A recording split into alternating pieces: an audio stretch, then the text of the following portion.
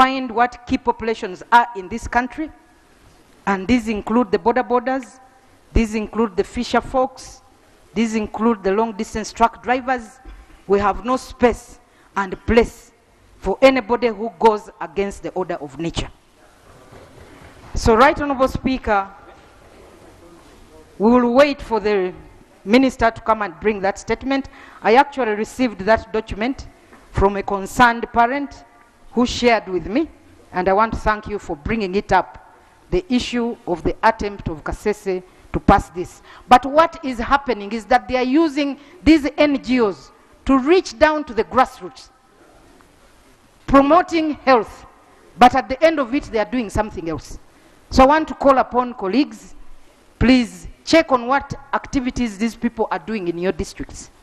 Secondly, Right Honorable Speaker, you did talk about the NRM Day, and I want to congratulate the government and the NRM government for attaining, this is the 37th birthday. And under the particular theme, leaving no one behind. When you talk about transforming our country, we should leave no one behind. But Right Honorable Speaker, as WOPA, we did facilitate the markets bill, which was passed by this House in October. Right Honorable Speaker, we have clear rules as to how long these bills can be with the President. This bill was intended to help the majority of the people in the markets who are women.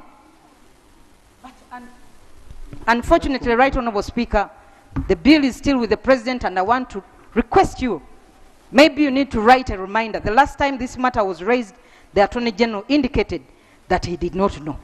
So, Right Honorable Speaker, I want to plead that that matter, together with the Pensions Amendment Bill, also be handled, Right Honorable Speaker. Thank you. So we would appreciate if those two bills can be fast-tracked. Thank you. Thank you. Honorable Sarah, that issue, yesterday I compiled the list of all pending bills where we've not yet received responses.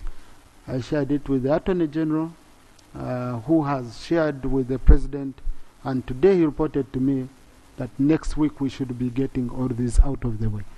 I was already taking it up because it's a point of concern. We need to always have timelines forward, especially those ones which are statutory. Yes. Minister, I will allow you a chance. I had picked... Kyoga. Yes, Kyoga. All right. Yes. Thank you very much, Right Honorable Speaker. I associate with my colleagues in their submission of your statements yesterday and today. But going further in advancing the argument, the repugnance doctrine is very much rooted in our legal system. Yeah. For any legislation to be made, it must conform to the main grand norm, and that is our Constitution. A violation of the same would be a nullity to the extent of exigencies. Now, Right Honorable Speaker, yesterday we were informed of the anti-gay bill that became shelved in our courts of law. And we are aware that it was shelved because of lack of forum. Why is it that this Parliament is not moving ahead to create the intended forum and bring the bill back to the House for enactment? Because we are proceeding on a wild goose chase, in a fishing expedition without a legal regime that can protect all the measures that we're trying to make in Parliament. Otherwise, we shall be doomed if we continue at the rate in which we are projecting. Thank you very much. Thank you. Your point is well noted, Honorable. I'll be giving you a response. So I had allowed Kasese.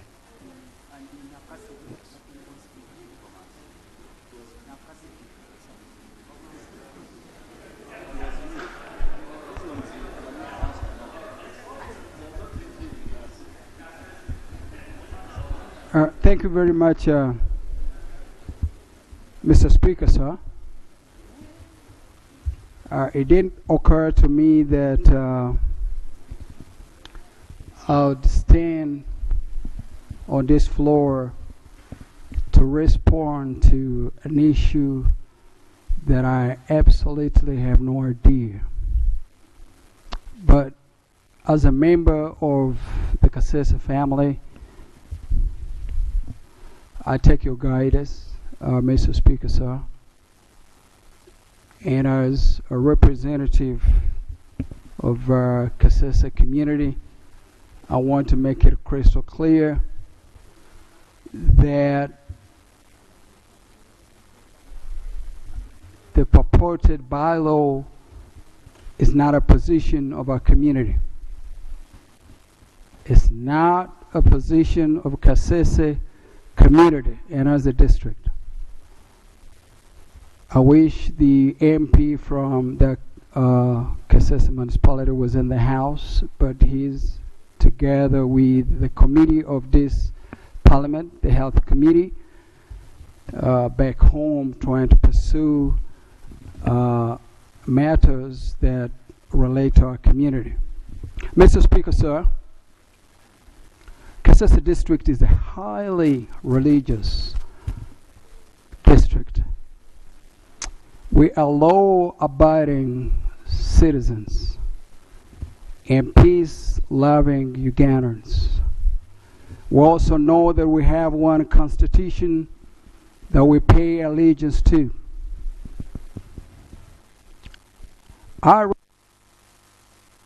Mr. Speaker, sir. Honorable, conclude. Yeah, I really want to imagine that probably it was an oversight. But as community leaders, I think we don't take this lightly. We get deep down to the community. I've not had any one of our bishops or even the district CAD support anything that contravenes the Constitution.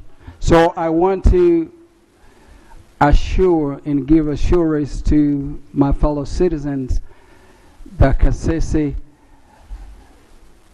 as part of Uganda, upholds a value system. Thank you.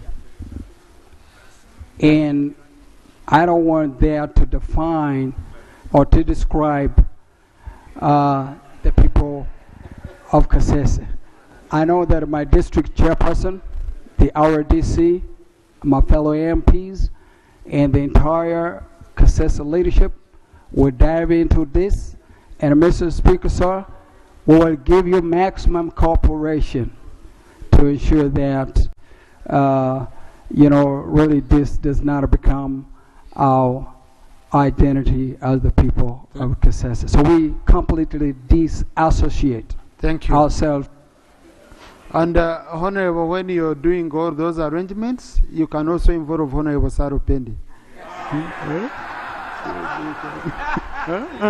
Honorable Minister.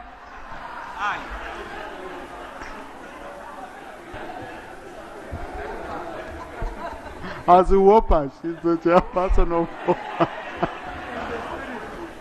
Thank you, Right Honorable Speaker. As a mother and an obedient citizen, I condemn the homosexuality practice because in the first place it breaks the law and it's hurting to our young upcoming generation. When we see testimonies of those who have gone through it, they are worrying, they are hurting. So it needs concerted effort of every citizen in this country to be able to fight homosexuality, which seems to be rampant in this country. Right Honorable Speaker and my colleagues, today in the morning, one of the forums of Kabarole was condemning members of parliament who don't attend district councils. And I wish to appeal to all of us that we should take district councils as a very, very important issue. I, for one, has been quarreling because our councils 3 consecutive times have been scheduled on a Monday, and yet on a Monday they know I'm not able because of the cabinet. So, if members of parliament were in this council,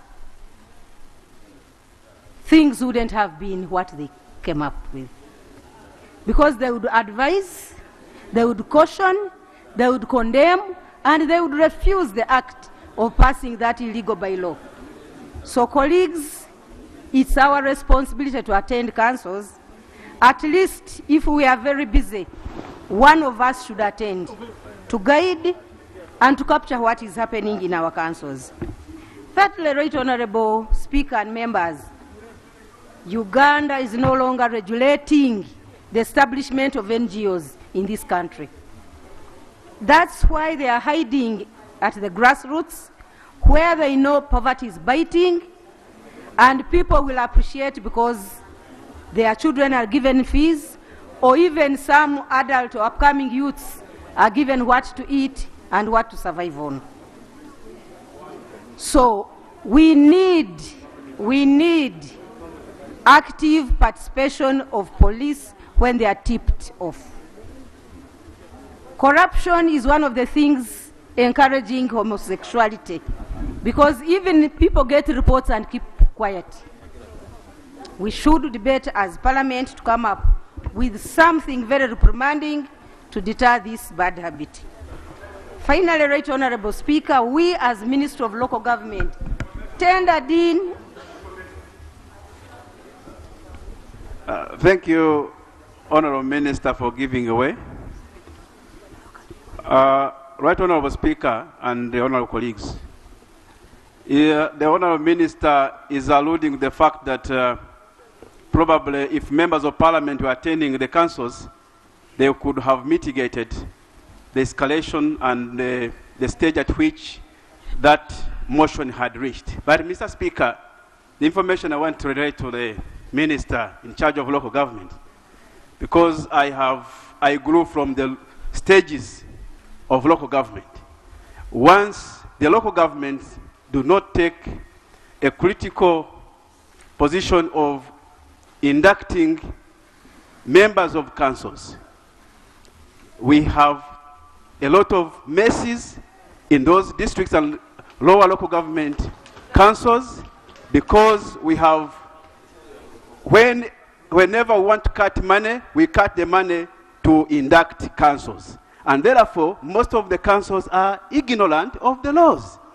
So may you, Madam Minister, take it upon you, and even this House, as we are processing the budget, consider induction of councils and even their staff to make sure they do us a good job down there. Thank you. Honourable Minister, conclude. Okay, in conclusion, Right Honorable Speaker, that was my fourth point, that we as Minister of Local Government budgeted for induction of all the councils, but the budget was completely crossed, and we got a letter from Mr. Ramadan Gobi telling us that there is no money for induction. I will lay that letter here. So members, when we are budgeting, we need support. We need support because... Thank you. Honourable Minister, please, you're taking my time. Let me conclude this. Matters of national importance. Right Honourable Speaker, that the Ministry of Local Government is willing. And the last financial year, we inducted some of your councils. But where do we get the help? We need help so that when our budgets are set, we are given the money. Thank you.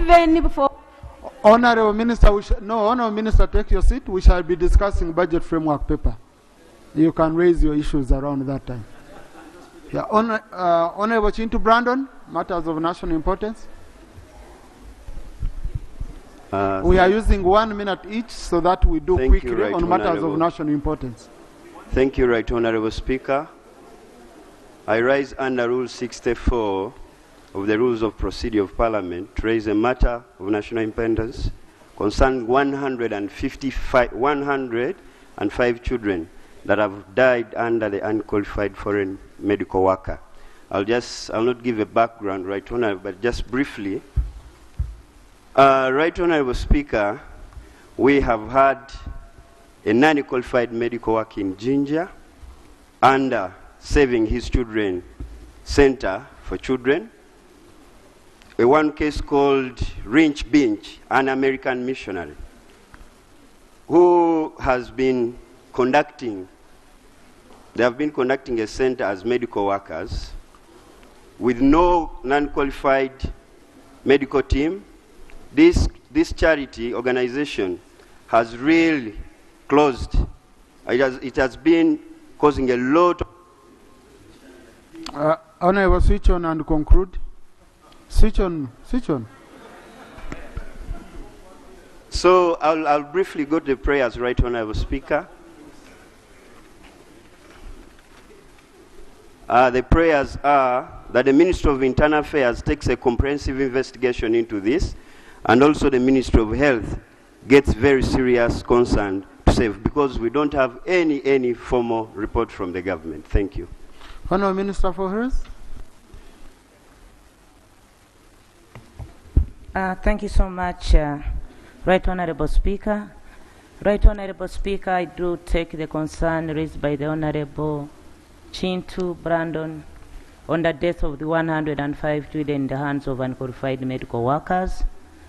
And I want to say it's very unfortunate, but this morning I took responsibility to call the district health officer of Jinja, and he assured me that they did not have any report on such an incident.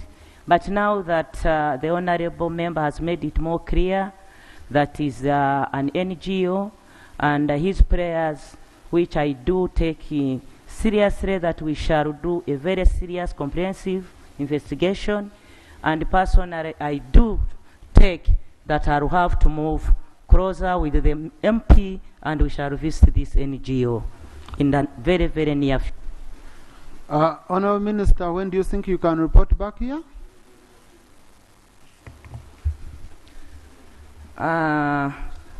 2 weeks. Okay, 2 Thank weeks you. granted. Thank you. Honorable Rex Byarugaba. Right Honorable Speaker, honorable colleagues, I raise on the issue of national importance, and this is in regard to lack of medical services at the Health Center 4 level in Isingiro South. Isingiro South is a constituency that has 7 sub-counties, and out of these 7 sub-counties, only 3 have Health Center 3s, leaving the rest of the population unserved, and this has been a little bit very disturbing as far as the health of our people, especially the women and the children, are concerned. Right Honorable Speaker and colleagues. Right Honorable Speaker, this constituency is a very heavily populated area with a population oscillating between 230 and 250,000 people. My prayers, Right Honorable Speaker, are one, that the Ministry of Health takes cognizance of this urgent request for a health center. Honorable, just go to prayers, because I've already picked. That's what I'm talking about, Madam Right Honorable Speaker. And I would like, therefore, to request, my prayers are that the ministry takes interest in ensuring that Isingiro South gets a health center for like many other constituencies, as it contained in the policy statement. Number 2, that an upgrade of health center 3s. I have 7 sub-counties, and only 3 sub-counties have health center 3s. And the third one actually is in a refugee settlement area, that is in Oruchinga. The rest do not have any health center 3s operational. Thank you so much, Right Honorable Speaker. Honorable Minister for Health.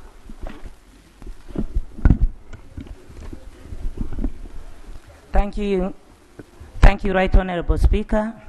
Right Honorable Speaker, I do take concern of the member, and I want to report that I had a call and talk between me and Honorable Alex as I was in touch with the district health officer of Isingiro district, and in particular on the issue of Isingiro South, of the issues that he has raised.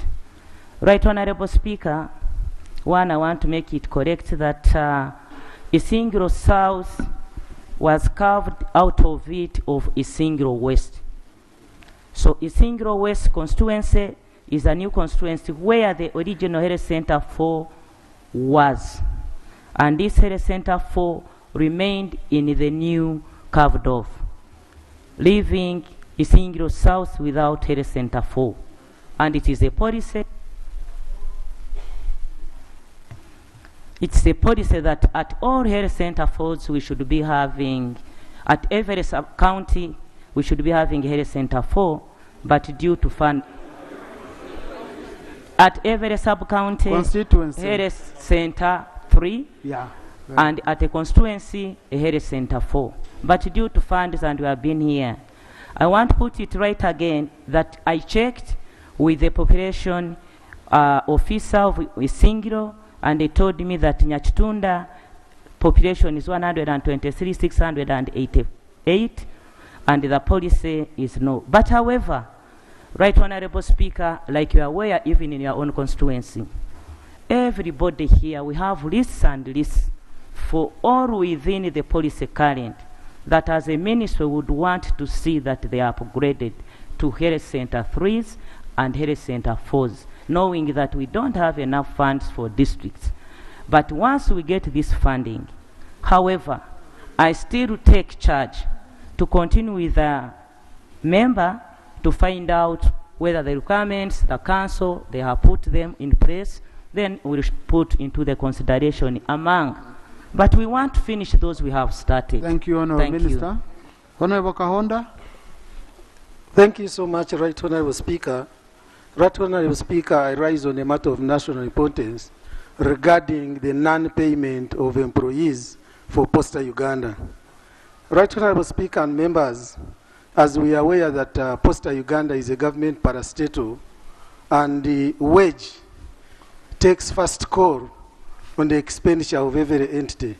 Right Honourable Speaker, in this regard, I want to bring it to the attention of this House that some of these employees were last paid in May last year, May 2022. And Right Honourable Speaker, it was on this note that the MD of Posta Uganda, through his official email, wrote to all staff that the money that had been paid, which was for May for the lower cadre, for the senior cadres, and December for the lower cadres. And in this regard, Right Honourable Speaker, I beg to lay the memo, the emails from the MD of Posta Uganda. Just first do your prayers and then you come. My prayers, Right Honourable Speaker, are one, the Minister of Finance to update this House on all the monies that were released to Posta Uganda, and the Minister of ICT and National Guidance to update this Parliament as to why these employees were not paid their salaries. Because these employees, Right Honourable Speaker, were paid even segregatively. Honourable, you're going into details which we can't handle here. Yeah, those are my prayers, Right Honourable Speaker. But come and lay on table.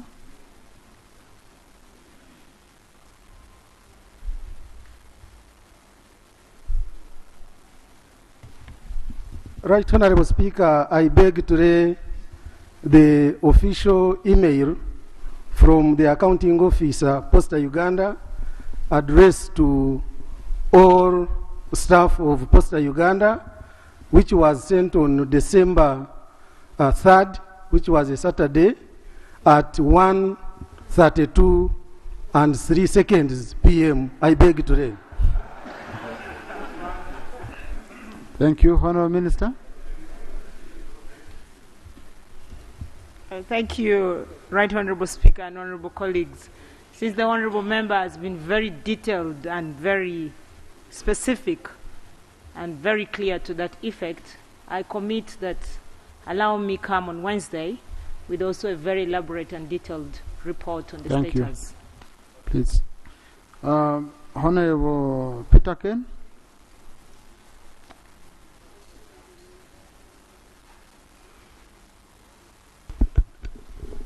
Right Honourable Speaker, I rise on a matter of national importance pertaining the issue importance.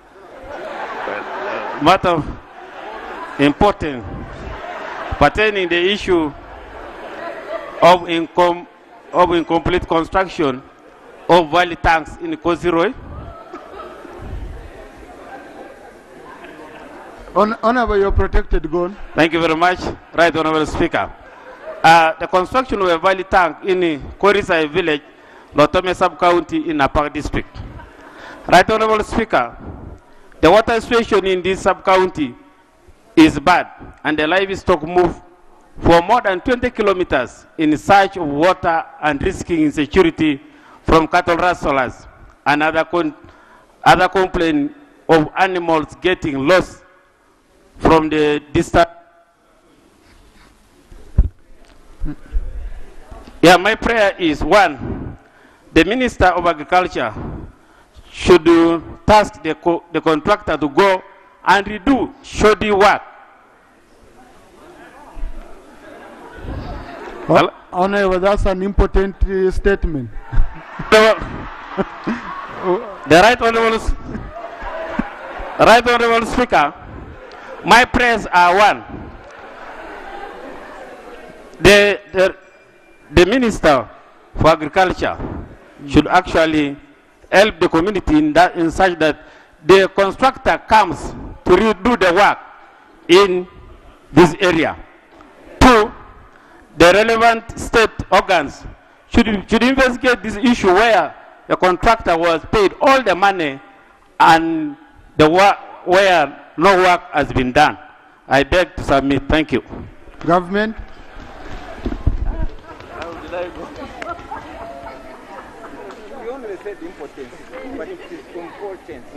Right Honorable Speaker, first of all, I want to thank the Honorable Member from Karamoja for raising that very important subject matter.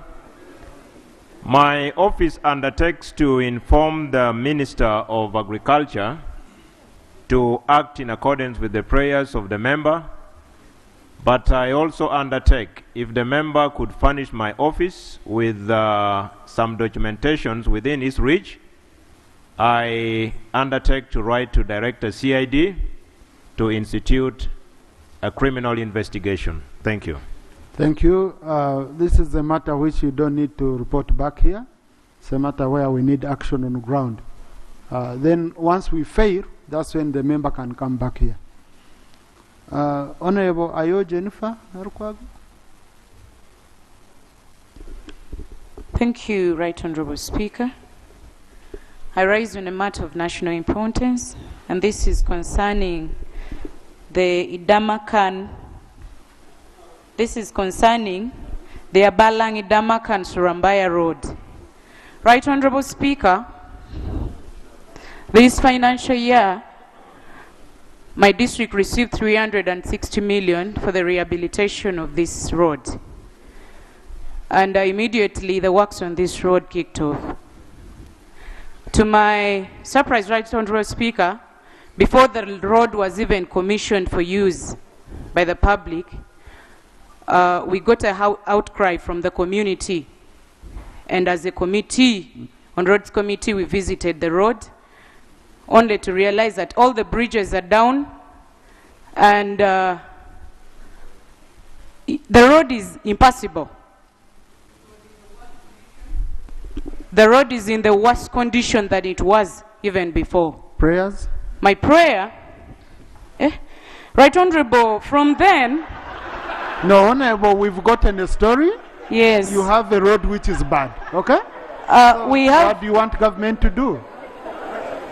We have police and anti-corruption unit, State House and corruption units that was handling this matter. And this was in September. Right Honorable, up to date, you have not yet received the report. They had tasked the ministry, the engineers from the ministry, to go and actually have an independent investigation on this matter. But up to date, we have not yet received the report. So my prayer is that the ministry takes this matter as urgent as it sounds, and then provide us with a report so that we can have these people help. Because as I speak, Ogwolo sub-county is cut off from Anyara sub-county, and yet the sub-county of Ogwolo has no health facility. Now, Honorable, let me add on your prayers. They should come and work on the road. Because getting a report without working on the road won't help your people, okay? So they should also work on the road. Colleagues, you see, when you have, it's been difficult for me, being between a hard place and a rock. I try to explain to you, you come to my office, I try to explain to you, this does not fit a matter of national importance. Okay? But like this is a very urgent matter, it fits. But you explain to a colleague, you see a colleague feels you're victimizing him or her. You don't want me to speak for my people. Right, Honorable Speaker, you're squeezing us. Now, we come here, we spend 2 hours on matters of national importance. So that's why I'm giving you 1 minute, so that you are straight to the point. I don't know why you even first say I stand up on a matter of national importance. Yes, that's the session we are in. You're repeating yourself. Okay? So you should go straight to the point, and you do your prayers, and the minister responds. So,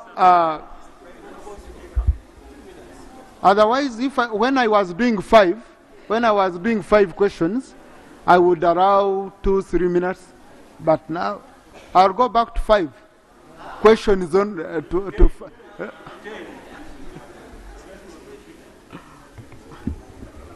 Right Honourable Speaker, the road the Honourable Member is talking about leads to Aleptong from Kalaki. So I am equally conflicted. But I undertake to notify the Minister of Works and Transport to come and explain to Parliament what transpired on this road with the view of rectifying what has gone wrong. Thank you. Thank you. Honorable Adua Abudu.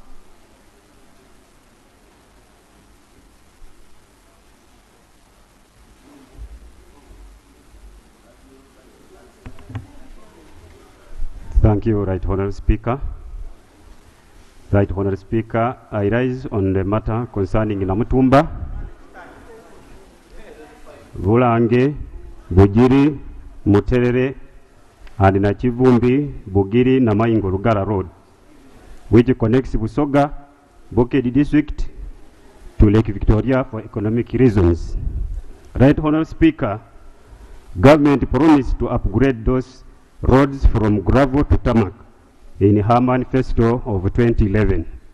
And this was a pregnant reason for our people to vote for the ruling government. Right Honourable Speaker, today the mentioned roads are rugged, tattered, that cannot enable an ambulance during the rain season to fetch the 6 persons from their homes, the health facilities, for treatment.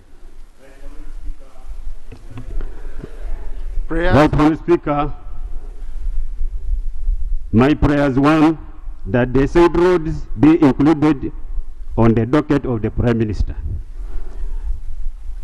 2nd, that the traffic lights, flyover and roundabout be set up at the junction of Namaingo, Lumino, to reduce an accidents that has already consumed 10 Ugandans, including 1 teacher, since 2019. I rest my case. Government.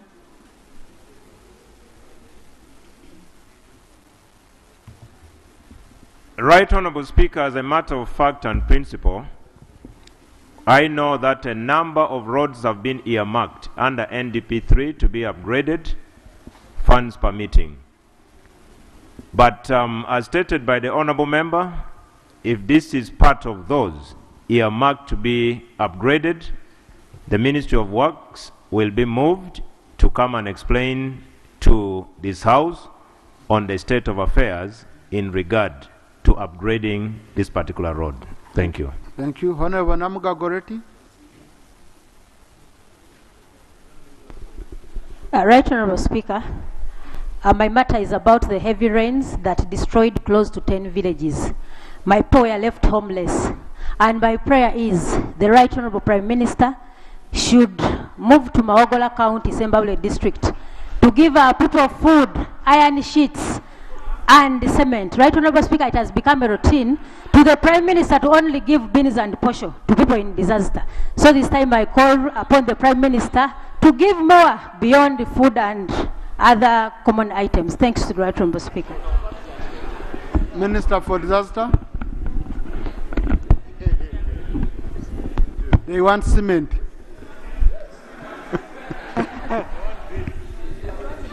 Thank you, Right Honorable. I want to thank my colleague for raising the issue. Right Honorable Speaker, we are very much aware that we have issues of finances.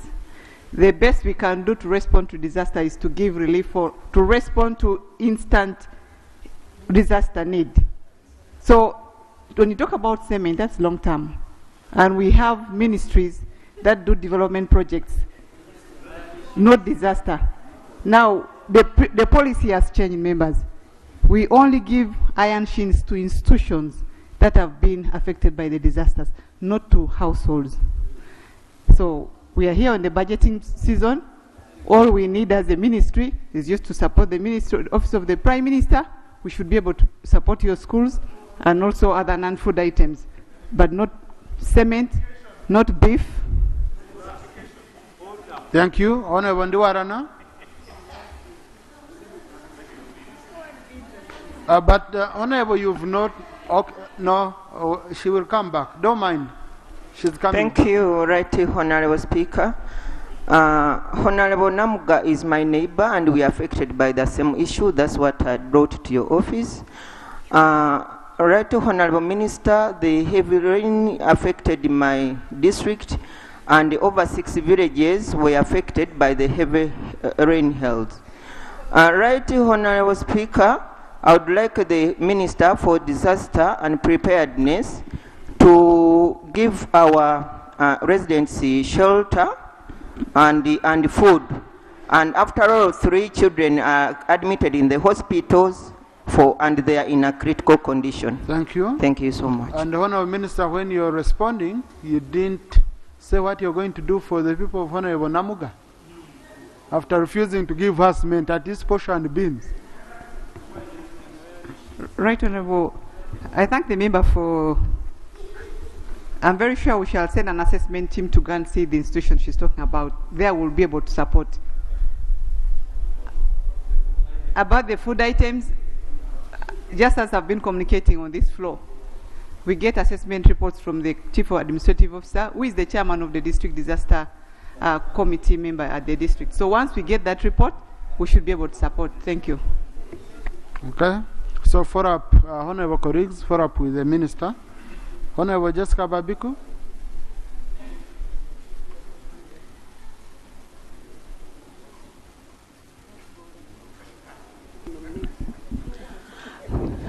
Thank you, Right Honorable Speaker. My issue is about withdrawal process initiated by UNHCR over the staff under their payroll in schools and health centers under the support for refugees hosting communities.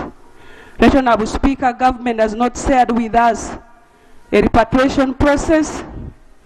The refugees are still with us. We need the schools and the health centers. My prayers, Right Honorable Speaker, 1, the Minister in charge of Refugees Affairs should ensure that this process is halted. Schools are beginning next month and already they are withdrawing their officers. And the Honorable Minister should report to this House. Thank you. Honorable Minister. I think. Thank you, Right Honorable Speaker. Honorable Speaker, I take the concern on behalf of the area for the Minister of Health, because the Honorable Member raised that the donors are withdrawing personnel from health centers. Right Honorable Speaker, it's very unfortunate. Some partners have scaled down on support due to inadequate and insufficient money. But as a ministry, We are engaging the district locals that are hosting the refugees. Good enough, I have visited all the 80 districts that host the refugees. I understand the areas better, and as a ministry, we shall continue engaging these donors to ensure service delivery is not discontinued. And at another stage, we shall come to require for support in case the donors completely say they are withdrawing. Thank but you. we are in touch with the local administration. I thank you. Thank you. Honorable Aza.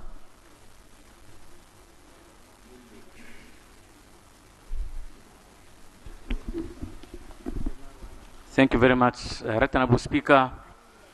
We have issues of insecurity along the common border between Uganda and South Sudan, where a whole chief of Mongalatore, who came as a refugee and settled in a place called Kerua sub-county, was gunned down by somebody coming from Sudan. Our prayers, Madam, Mr. Speaker, is that may the Minister of Internal Affairs provide for us more policemen and military men to patrol the common border points. Secondly, Mr. Speaker, can we have more detaches of the police and army men along the border so that we can have security? Thirdly, Mr. Speaker, may the government embark on disarmament of the people. Honourable Minister.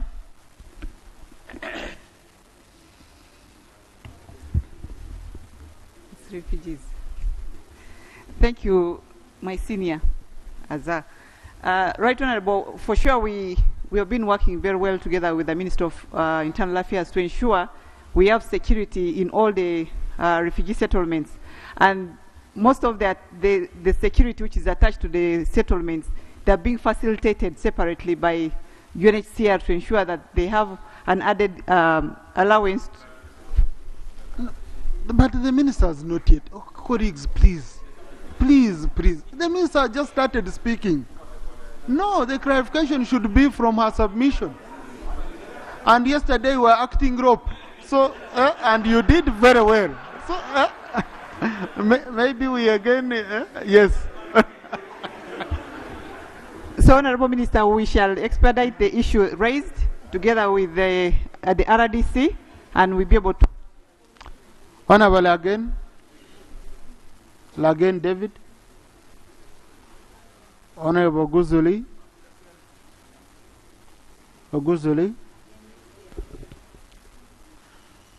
Mr. Speaker, agricultural cluster projects and UGIFT projects under Ministry of Education and ACDP and Agriculture have stalled in various parts of the country. I'm here to demand that Ministry of Education should bring a status report on UGIFT projects, and Ministry of Agriculture should bring a report on why ACDP projects have stalled. Secondly, there is non-compliance with the Fiscal Planning Act as amended. The minister under the law is supposed to bring a report to Parliament. He has not done that. The Auditor General is supposed to audit the National Fiscal Planning Board and bring a report here. All these things have not happened. So I'm here to request that you direct Minister of Lands, Housing and Urban Development to comply with. Minister of Lands, you are hereby directed. Honourable Peter. Mr. Speaker, there was education is here. Okay. Thank you very much, Right Honourable Speaker. I comply with your guidance and directive to bring the report on UGIFT to the floor and to give the member. I thank you. Honourable Minister, how long do you think you need? Let me check. Right Honourable Speaker, give me 2 weeks. I'll be able to deliver that report. 2 weeks granted. Thank you. Honourable Remricha.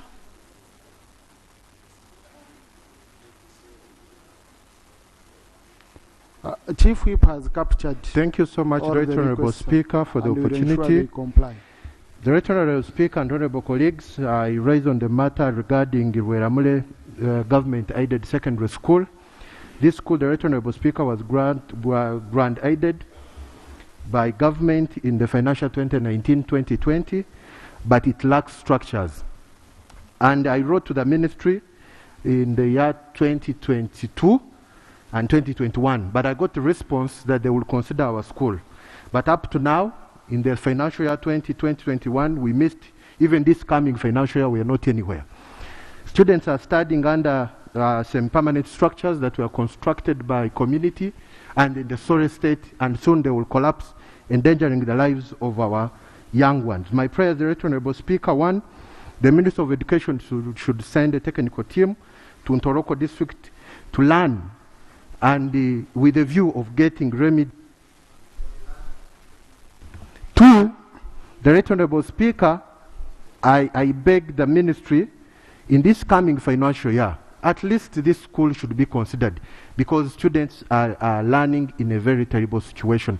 And the Right Honourable Speaker, I beg to lay these documents, the correspondence with the ministry. But you don't need really honourable, eh? Okay, because there are some photos of the current structures of these, because I wanted them to be captured. The minister is here. Okay, I beg to... You've laid them before the minister. Thank you so much, Right Honourable. It's much better. Let him go with the records. Honourable Minister.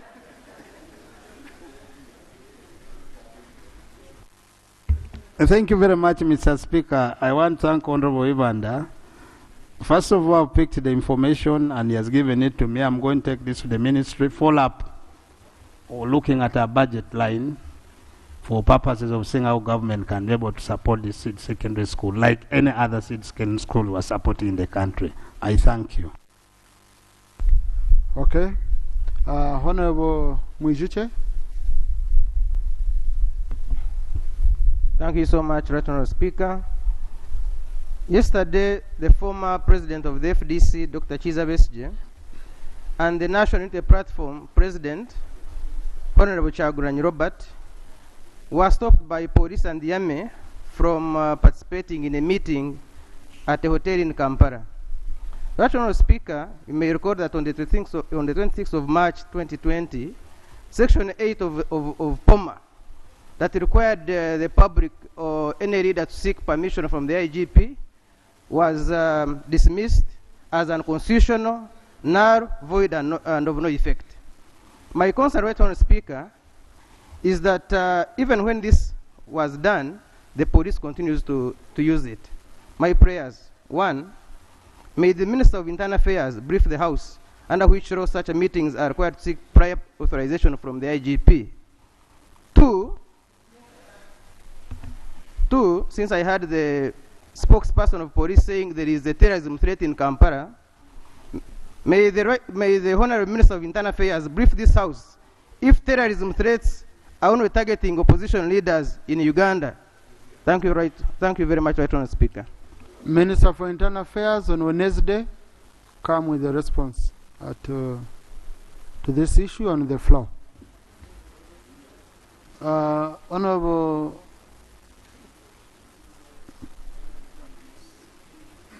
Honourable Choma.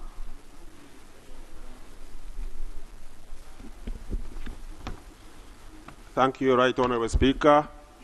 The matter of national importance I'm raising relates to the social and economic unrest being experienced by my people and our people as a result of their crops being sprayed and destroyed. Right Honourable Speaker, around 2000, the army leadership gave land to the people of the surroundings, that is Bihanga Army Barracks, and they started cultivating it. To that effect, we thank government for that mercy. However, just late last year, without notice, people's crops were sprayed, destroyed, and people are just languishing without food. Kids are soon, but they don't have hope for that. Right Honourable Speaker, prayers. It is my prayer that those whose gardens were not destroyed but are being denied access be allowed access to harvest their gardens. Two, that those whose gardens were destroyed be given food reliefs by government, be given financial reliefs for taking their children back to school and to enable basic needs, and also to be provided with crop seeds for planting purposes for the next season in their own gardens. I beg to submit. Minister of Defense was around here. Government Chief Whip, take up this matter.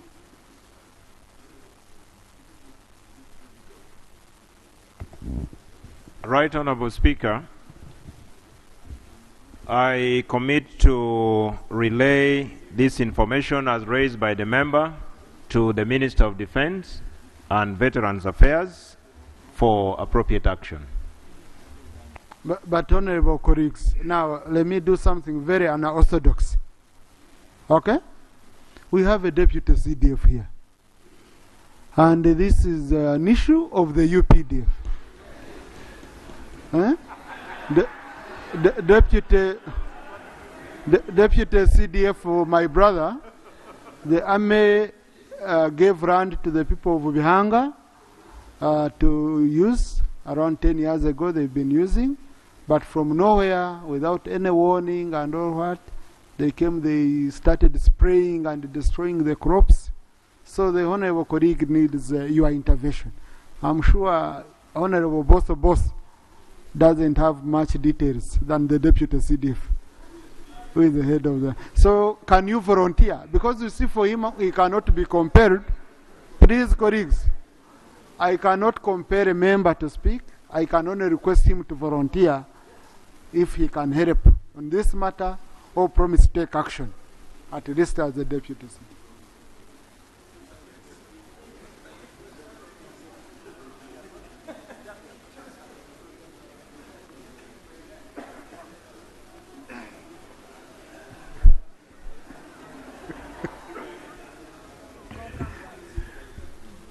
Thank you very much, Honorable Speaker. Allow me to consult, and then we can sort it.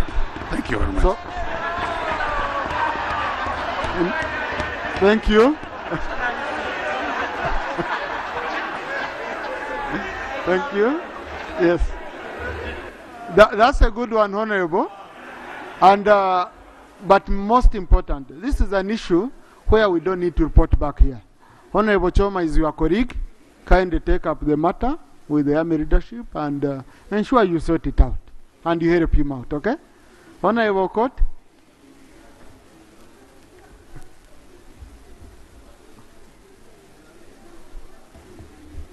Thank you, the Right Honorable Speaker.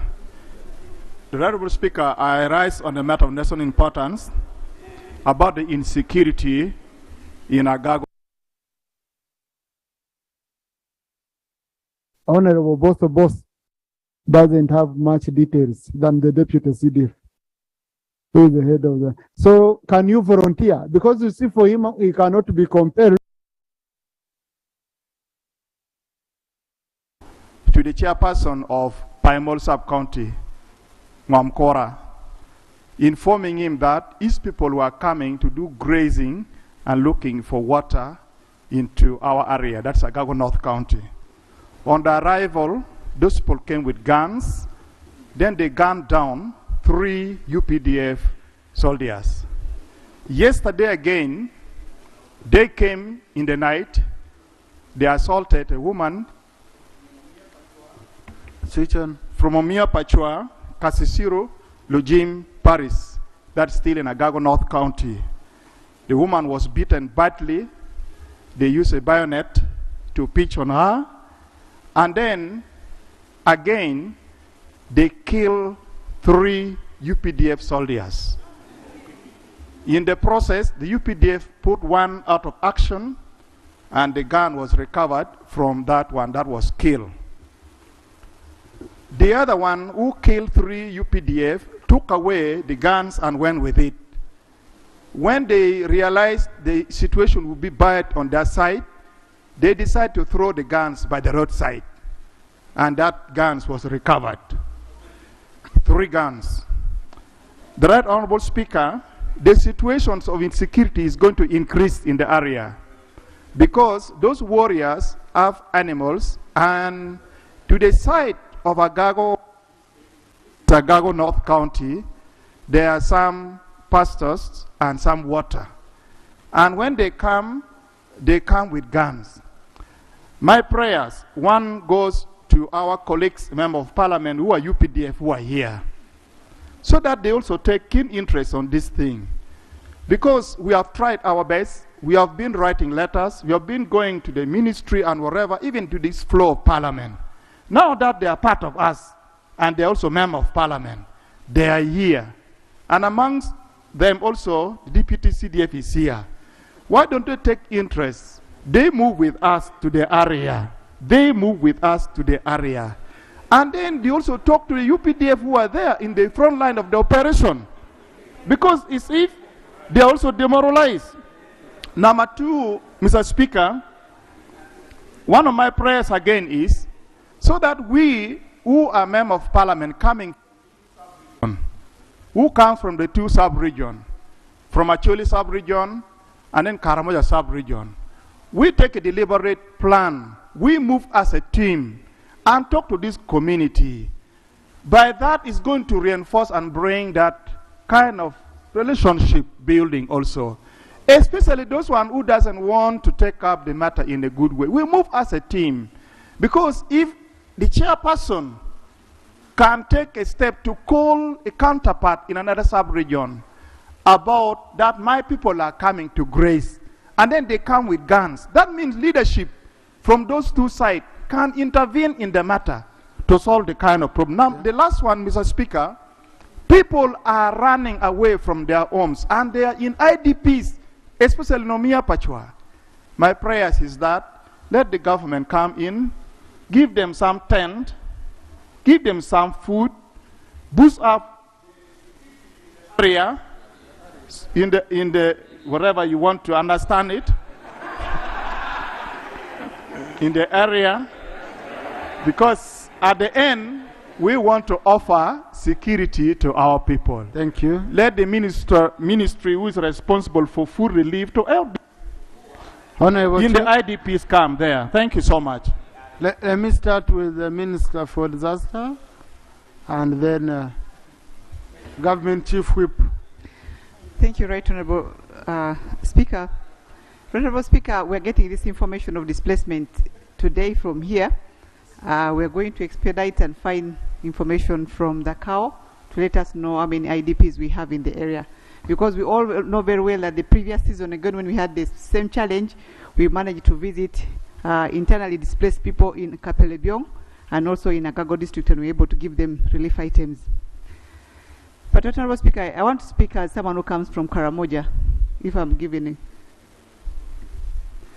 Thank you, Right Honorable Speaker. Right Honorable Speaker, the issue of Karamojong is going to graze at the neighboring district. We know it has been a challenge because of the drought. The drought, members, is coming all the way from the Horn of Africa. It is biting. When those people are coming, we expect leaders from both sides to have people from Lango and Karamoja within the side of Kotido to have a meeting to harmonize.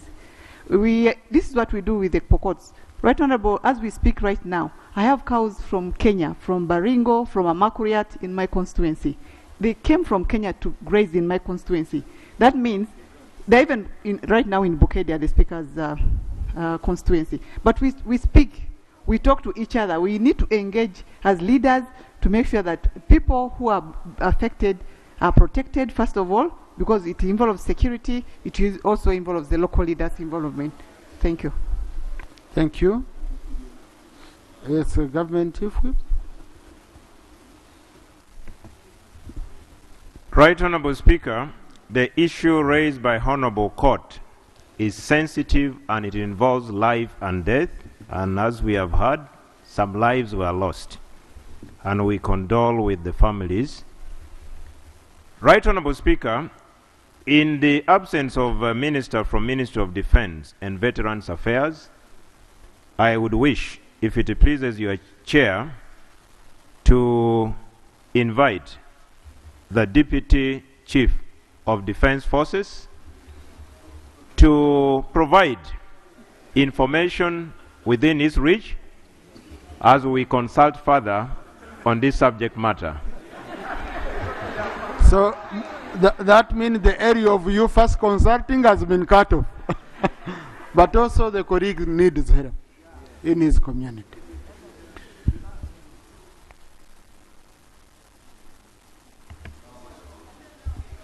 Thank you very much, Right Honourable Speaker. The issue of Karamojong's raiding neighbors has been there even before I was born. But the government has done quite a lot and dealt with this situation. What we are seeing now is what I could refer to as criminality.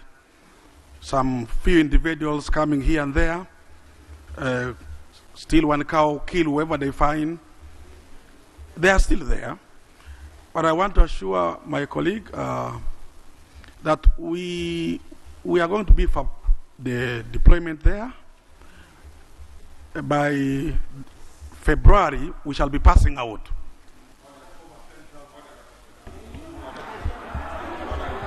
By February, point of order, we shall be passing out over 10,000 LDUs. Honorable, we have a point of order. You know, in Parliament, civilians order generals. it's the only place.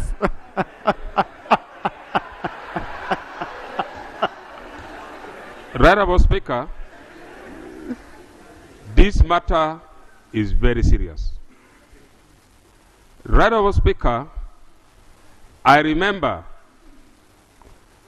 the members of Parliament from Acholi have been raising this very important matter for so many times. When we are in Teso, we raised before His Excellency the President, and the UPDF promised to beef up the security to safeguard Karamojong never to cross to Acholi sub-regions. But the problem continues. Right, Honourable Speaker, Honourable Iluelo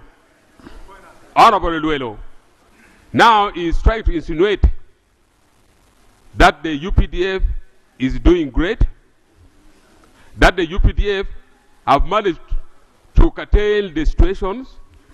Right, Honourable Speaker, what he's saying is not true. Is the Honourable Member in order? Thank you. Is he in order really to come up with such an allegation? Yet our people are suffering, people are being killed. Is it in order to come and really tell the whole world that the UPDF is doing much, yet they are doing nothing on the ground? Is it in order? Thank you.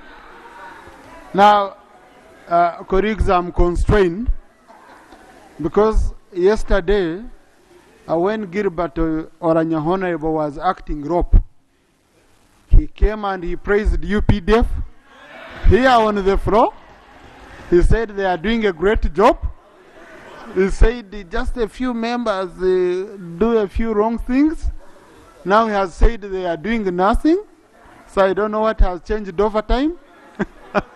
But colleagues, I want to request you. When we are, as we are here putting on our suits under AC, you have your brothers and sisters being bitten by rain, being eaten by mosquitoes, to come and go on the floor of Parliament, and you say they are doing nothing on the ground. Even you're able to come here peacefully, to dress the way you're dressed, because of the work they are doing. If you try other countries, you know, we have countries. So, Honourable colleague, that was a very unfortunate statement.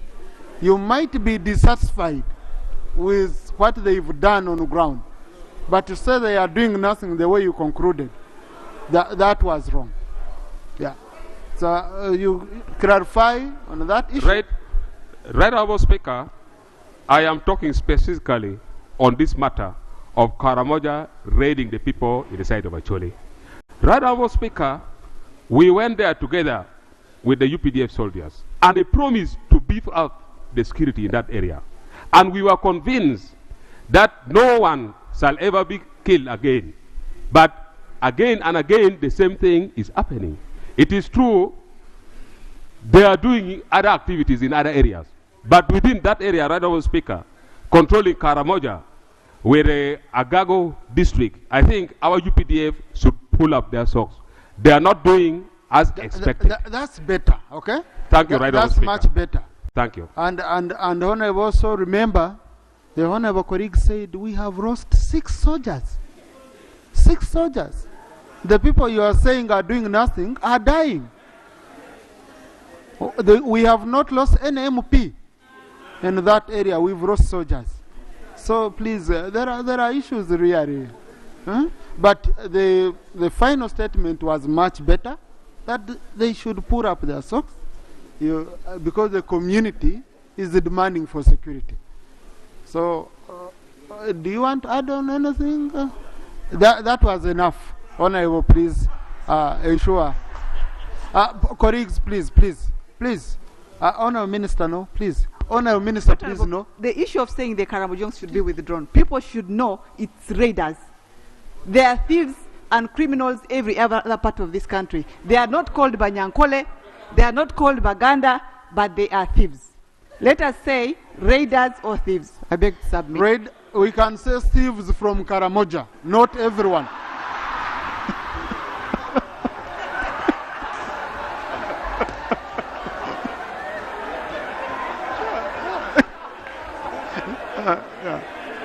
Next item. Item 3. Point of procedure, Honourable Jonathan. Thank you, Mr. Speaker. Mr. Speaker, the procedural matter I'm raising relates to how we have processed the business raised by the honourable member. We practice a parliamentary system. Colleagues, let's listen to a honourable colleague. Yes, our constitution practices a parliamentary system where the executive is accountable to parliament. A question was raised to the members of the executive, and instead a member of parliament, part of us, General Eluelo, comes here to answer. And that cannot be put on this record as a commitment from the executive to address that matter. So would we be proceeding rightly, Mr. Speaker, and setting a precedent that our own questions are then answered by our own members here, and how will Parliament therefore follow such a matter when the executive has folded their hands and cannot respond to that matter? Thank you. Honourable, your colleagues, Honourable, you are right. When I was calling Honourable Ereru, I said I'm going to use unorthodox means for purposes of information. And the information he has is very, very important. But also, colleagues, beyond what we have here on the Hansard, beyond what we record here, such matters require serious action. I'm very sure from here, Honourable Ereru, who has come on the front committed, will go on ground. Okay, we'll go on ground. So, and please, Honourable, I'm the Speaker. Yes. So you can't tell me who to respond or not respond. Yeah, okay. So I can tell you, you got your constitution. If you want to continue that way. Okay? Yeah. You get it? Because really, colleagues, you know, colleagues come from nowhere. I don't know where they pass, and they just come and, yeah? You get it? So, honourable colleagues, when I'm handling matters here, there are matters which I want ministers to come back here and bring answers, and matters where I want action to go on ground and be taken. A colleague has reported a security situation. The deputy commander, army commander, has given us information. So he will liaise with the colleague and go on ground. What people need is security on the ground, not more and more and repetitive statements here. Okay? And I'm sorry, Honorable colleague. Okay? That's my assessment. It might not satisfy you, but that's my assessment. Honorable Cicero Gwar?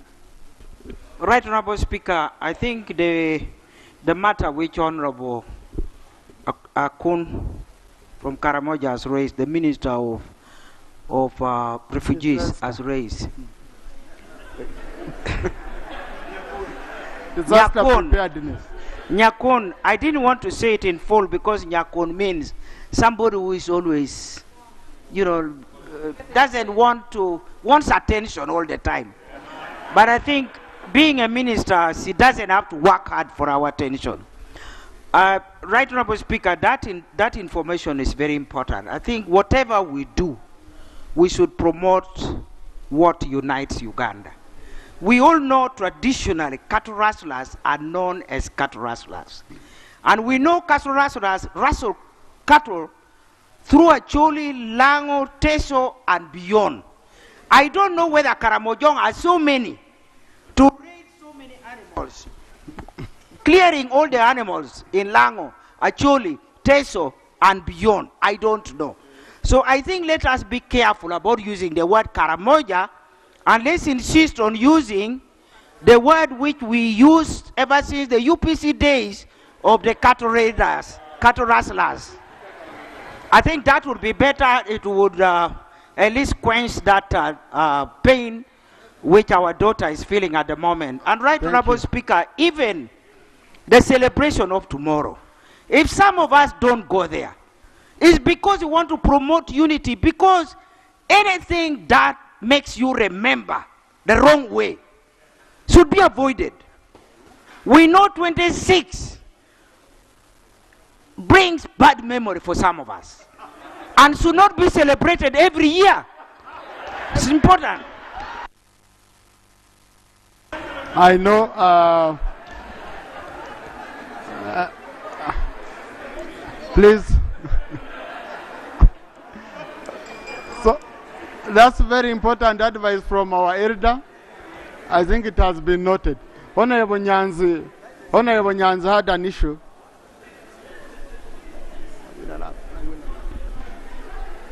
Thank you so much, Right Honorable Speaker. Right Honorable Speaker, my matter concerns the illegal actions of National Forestry Authority involving evicting and grabbing people's land in Chankwanzi district. Right Honorable Speaker, this morning as early as 5,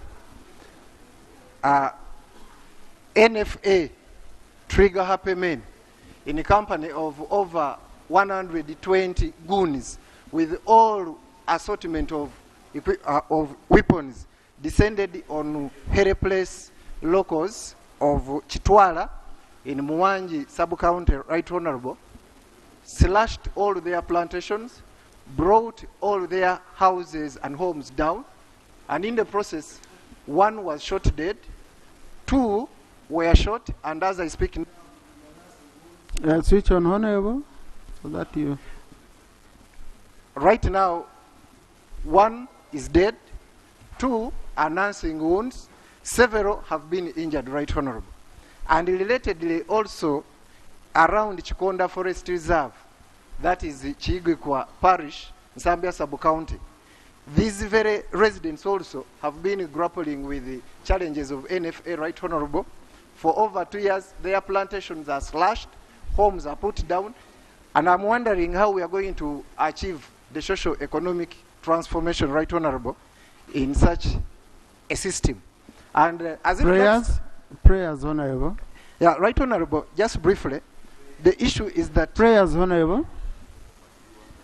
Right Honorable, I pray that the Ministry of Lands expeditiously prevails over NFA to avoid such reckless acts. 2, that NFA... Just switch on so that we get your prayer on. NFA should be responsible for all damages and death. And then 3, Right Honorable, perpetrators of all these illegal actions be brought to book. Thank you. I beg to submit, Right Honorable. Thank you. Government Chief Whip.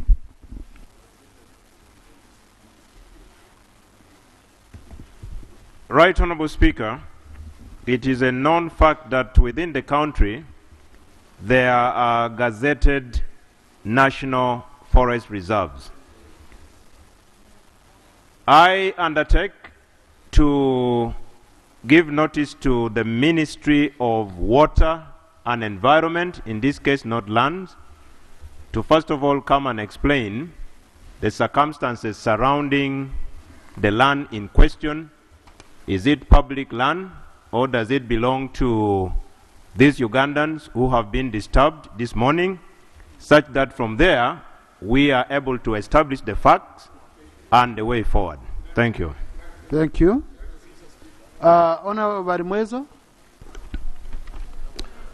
Thank you, Right Honorable Speaker. Right Honorable Speaker, Cabinet and the Parliament approved a loan from ADB and French Development Agency to construct Kampala Jinji Express Highway. It also, in addition, secured a grant from EU to construct the same. It's now over 4 years, Right Honorable Speaker. UNRWA was mandated to secure the right of way of that corridor. Up to now, nothing has gone on. Recently, we had a downpour, and buildings within the corridor collapsed simply because UNRWA told them not to do any further construction within the corridor. So our people are dying. Recently, I lost 3 people within the corridor. This is a loan that accrues an interest. My prayer is, 1, when are these PAPs going to be compensated or resettled? Prayer number 2, when is the construction, the actual construction of this road infrastructure beginning? Number 3, the minister to tell us the conditions of this loan, because it's accruing an interest, and 4 years for us to pay an interest will be a cost to this nation. Thank you. Thank you. Now, Honorable colleague, I understand the Committee on Infrastructure is handling this same matter. Okay? And we are a member of that committee. Yes. So, Rule 80 of our Rules of Procedure, which is anti-special, does not permit us, since the committee is handling the matter. It's not handling that.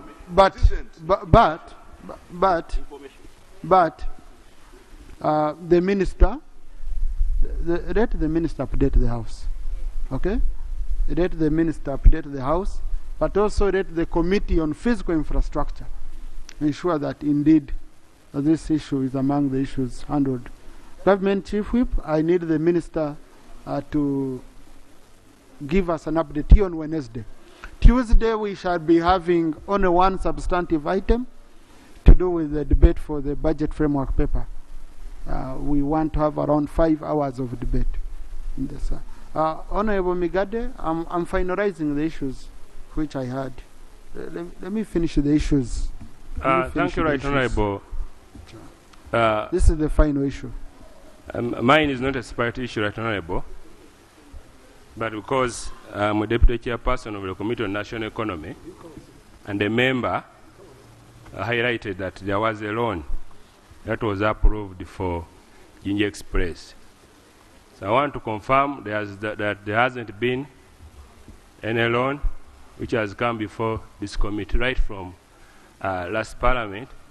So maybe I can talk about the other matters, but there is no loan that was approved as far as the committee is concerned. So I want to volunteer that information.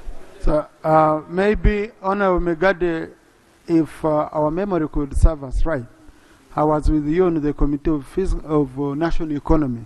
We passed a loan of $100 million. And it was passed by this House specifically for Kampala Jinji Expressway. Now, please,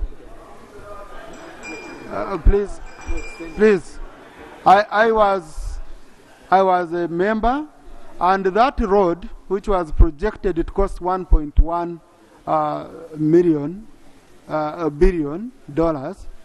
The loan came in because, in fact, it was the African Development Bank and the European Union, not French agency. It was African Development Bank and the European Union. And the issue was simple, that instead of all the cost of the road being off-roaded onto a concessionaire, we would mitigate so that the money can be. I don't know why we are struggling. Kono Bahat is the one who moved it, and we passed it. He's here. So when he was the minister for finance at that time. Okay? Yes. But I need the minister to come on Wednesday and update the House. Thank you, no Speaker. I'm seeking guidance. As you had assumed that office and this precious chair where you are seated, I raised an issue about appointing a substantive governor of Bank of Uganda. And Honourable Speaker, I remember very well, you said the President was still thinking about the person he's going to appoint. Today you've talked about oil and other issues that concern the same matter. But here right now, Speaker, we are over now a year and a half without the President appointing a substantive governor of Bank of Uganda. So my guidance I'm seeking, because, but I'm seeking for guidance. Honourable members, I'm seeking for guidance. I don't want to lose the direction.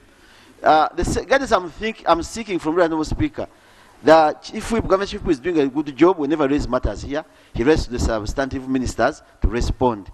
I would pray that if you guide very well, Honourable Speaker, the same matter happens because the Minister for Presidency, who is the next official, is never here in Parliament. Yet he's supposed to respond to a number of issues that deal within the office of the President. We might sit here thinking that the President is still thinking about it, but of course you should also remember about his age. He might have forgotten that there's a banker missing, governor Bank of Uganda missing. So if possible, with your guidance, maybe the Chief Whip with you, Mr. Speaker, could remind the President that this country has no substantive governor of Bank of Uganda. Thank you, Mr. Speaker. Thank you. Honorable Seungu, the problem is you can't have a limit on thinking. You don't have a time limit. But what I can assure you, like I promised to take the matter with the President. There were two issues: Human Rights Commission and Bank of Uganda. And in a meeting between the President, the Speaker, and I, we raised these matters. On Human Rights Commission, he has taken action. And he promised us that he will take action also on the same. So I'm sure the President will take action. So, Honourable Speaker, I'm trusting your statement. Yeah. And so, I will remind him. And even outside this House, I will continue reminding you. Otherwise, it can't take all this time.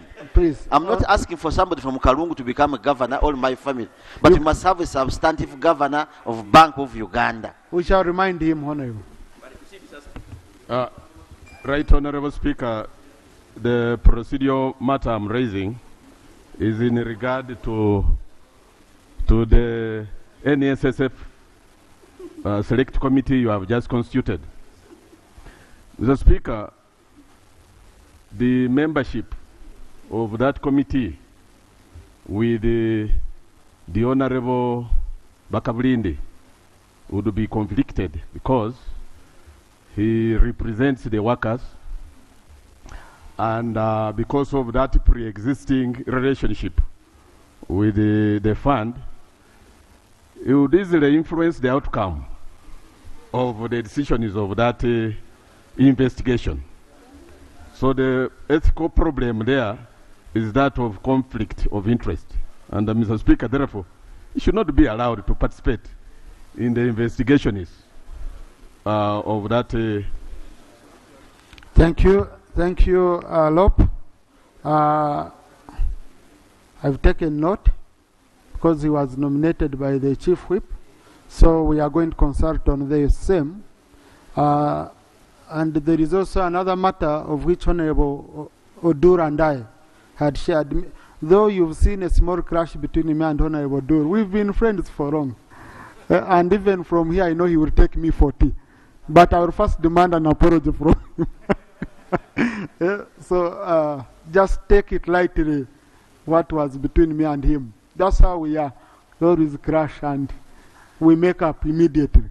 So, but on that issue, it will be part of the issues I'm going to consult on, and then we shall pronounce ourselves. Yes, Honorable Bosoba. Right Honorable Speaker, just for the record, the acting LOP, who was one time referred to as a bishop,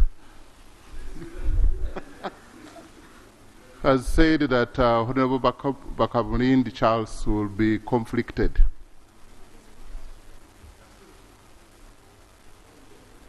Speaker, can you protect me from people from Kasese or other places?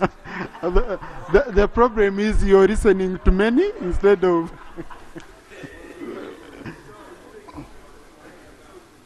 Just for the record, that conflict of interest,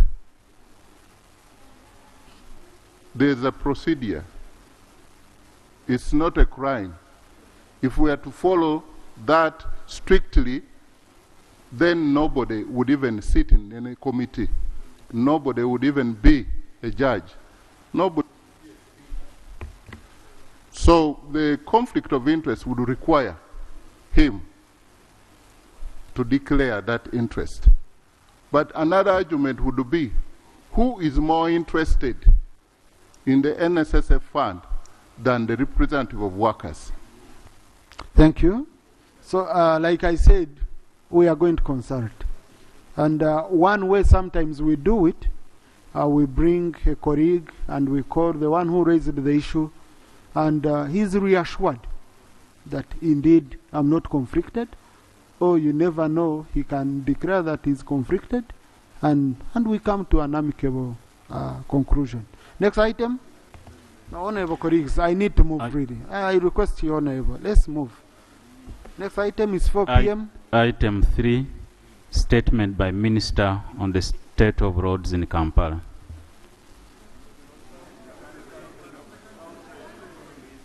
Honorable Minister for Kampala.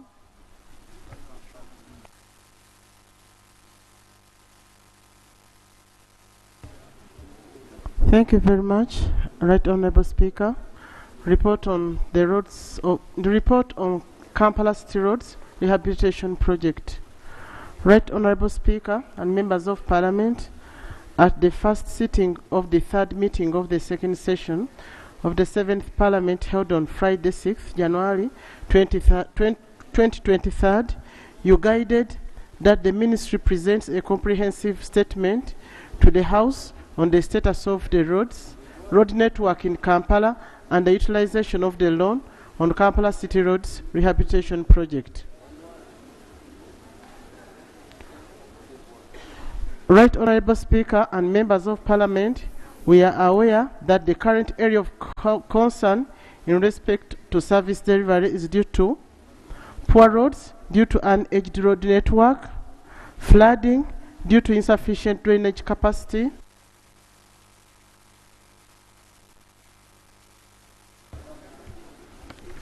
traffic congestion due to inadequate capacity of intersections, inadequate public transport, and low kilometers of paved roads. Damage of new road infrastructure due to frequent cuttings for utilities. Right Honorable Speaker and members of Parliament, the current inventory indicates that the total road infrastructure network within the administrative boundaries of Kampala City comprises of 2,110 kilometers of roads, of which to date 646 kilometers, that is 31%, are paved, and 1,487, a total of 70%, are unpaved.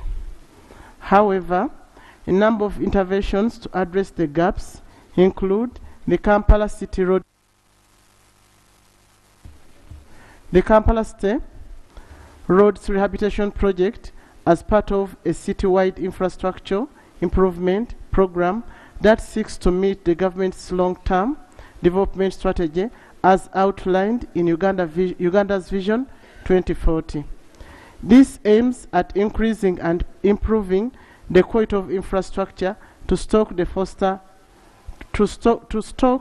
foster transformation of the Uganda's economy from low income to a more competitive upper middle income status.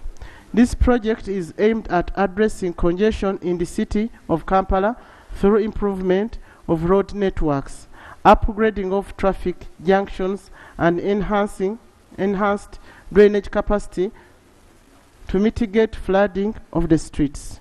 Right Honourable Speaker and members of Parliament, as you may be,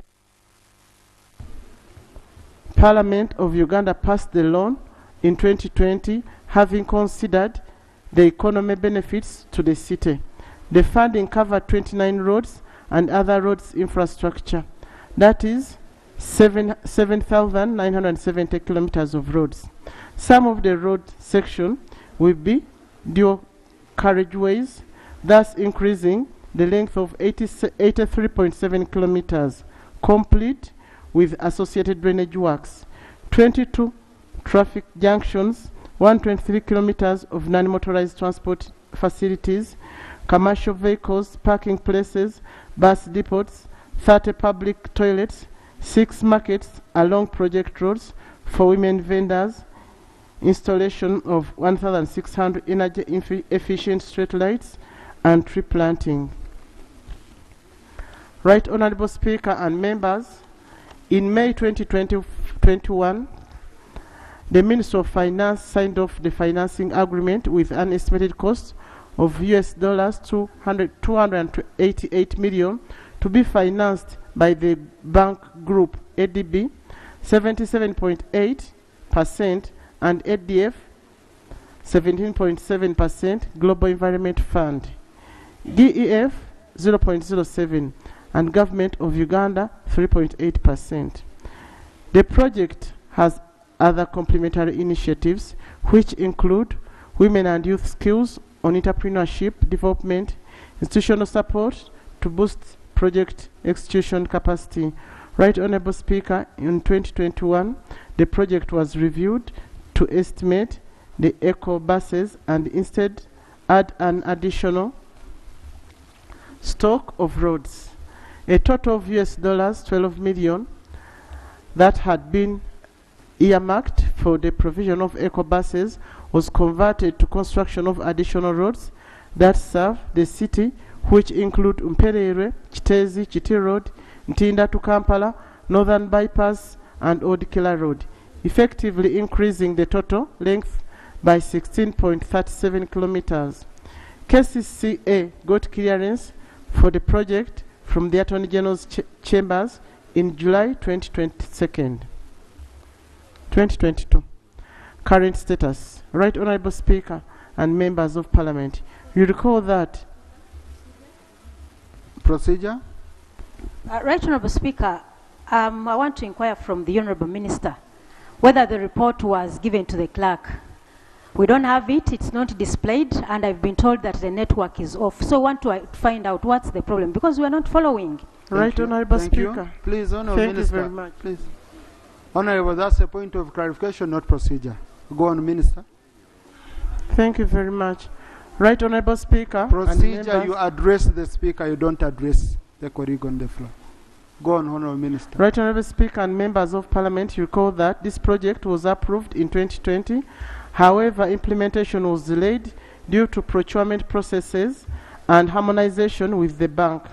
There was also a shift in procurement of eco buses and need construction network.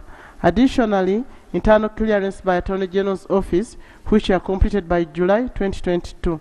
Right Honourable Speaker and members, implementation have since commenced and civil works have been packaged in 5 lots as seen in the table below. You can look at the tables. That is table 1. Honourable colleagues, the Minister submitted the statement to the clerk. And right, we got... Please, Honourable Minister, I don't know why you're also panicking. Please. She submitted the statement, but we had a problem with Alfresco. Now, this same issue is being handled by the Committee on Fiscal Infrastructure. Okay?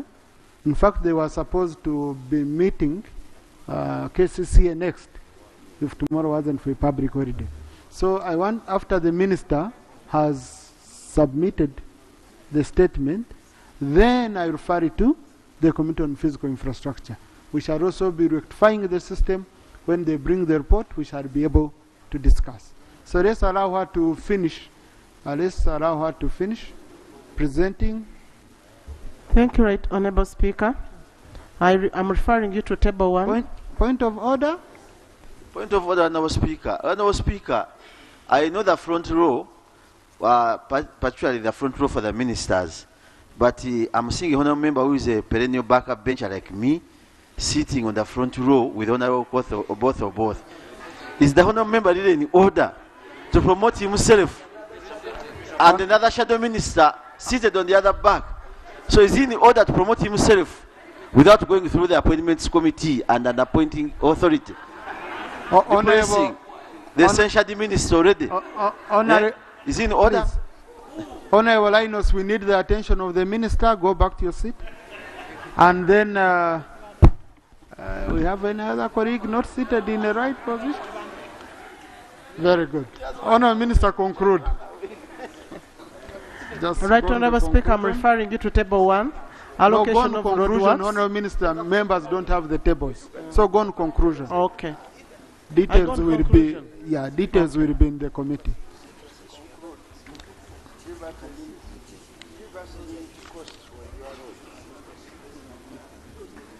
Right Honourable Speaker, the current status of roads is as follows: procurement prescription, current procurement status, and procurement. Lot 1 up to 6 is 60%. Evaluation reports were submitted for the bank's review. Lot 7 to 9 is at bidding level. The deadline for bid submission was extended to 13th January 2023. That means it's also complete. Honourable Minister, can you read the conclusion? I'm reading from your statement. Because the tables, colleagues don't have them here. Then the committee will go into details of lots. We don't know what is in lots. Right Honourable Speaker and members of Parliament, Kasese has now signed contracts with the qualifying service contractors, and the project is expected to commence in the month of February 2023. I therefore beg to lay the report on status of roads at Kampala City Roads Rehabilitation Project. Thank you so much.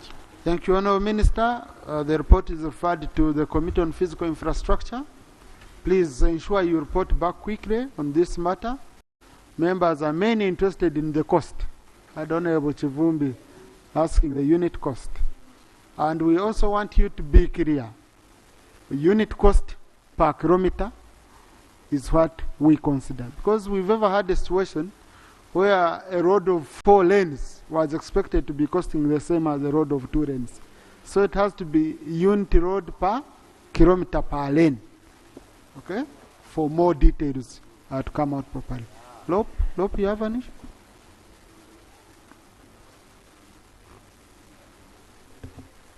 Thank you, Right Honourable Speaker. I want to thank the Minister for her brief statement, and I want to thank you for your guidance, Right Honourable Speaker. Right Honourable Speaker, my cabinet this week considered a petition of the Lord Mayor relating to a related subject. May it please you that on Tuesday it is formally presented so that it is considered alongside the Minister's statement, so that we do not consume it of the House's time, Right Honourable Speaker, that I put the House on a notice that on Tuesday it is laid, the petition is laid, and therefore concurrently considered, Right Honourable Speaker. Yes, I'll give you space on Tuesday, but though Rope, if you had it ready, I would even allow you to lay it, because the committee is already processing, so that they go together to the committee. I can amend the order paper and I allow you to lay it so that they are processed together. Please do.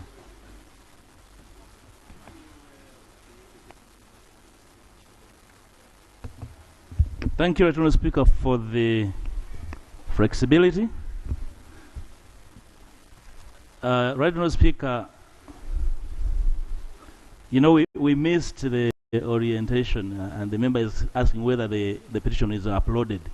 Right, Honourable Speaker,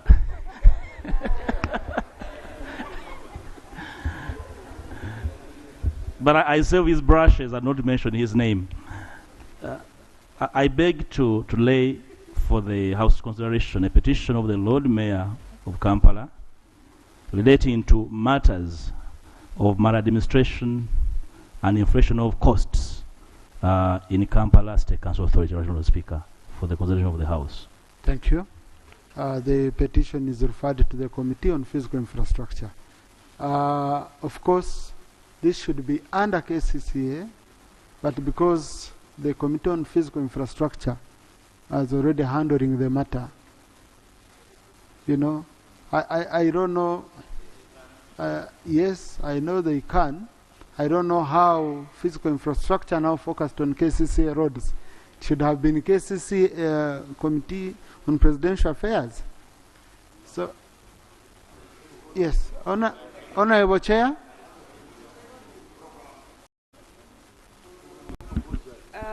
Thank you, Right Honourable Speaker and colleagues, for the opportunity.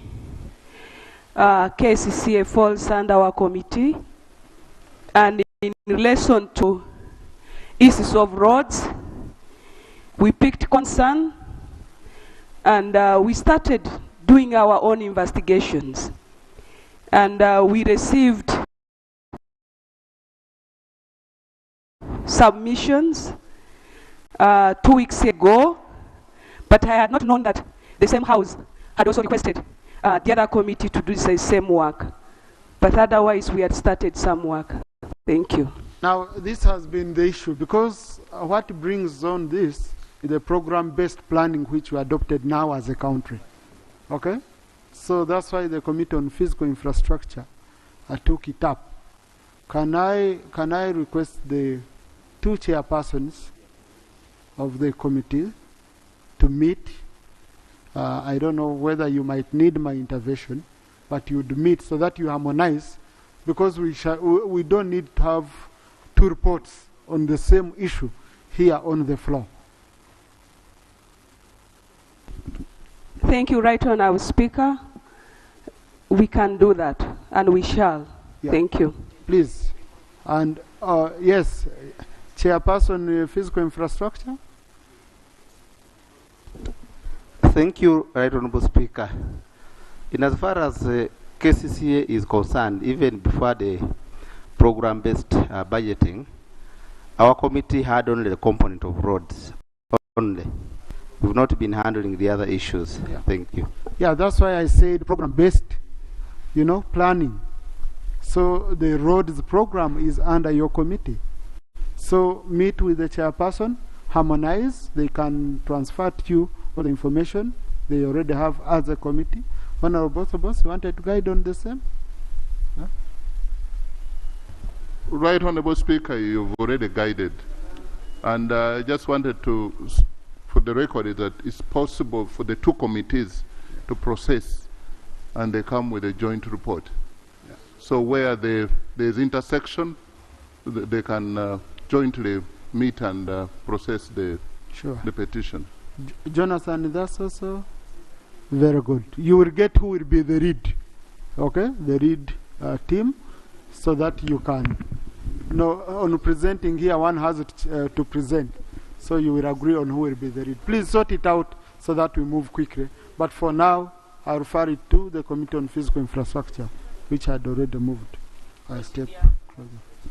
Yes, procedure, Honourable Mutembri. Yes.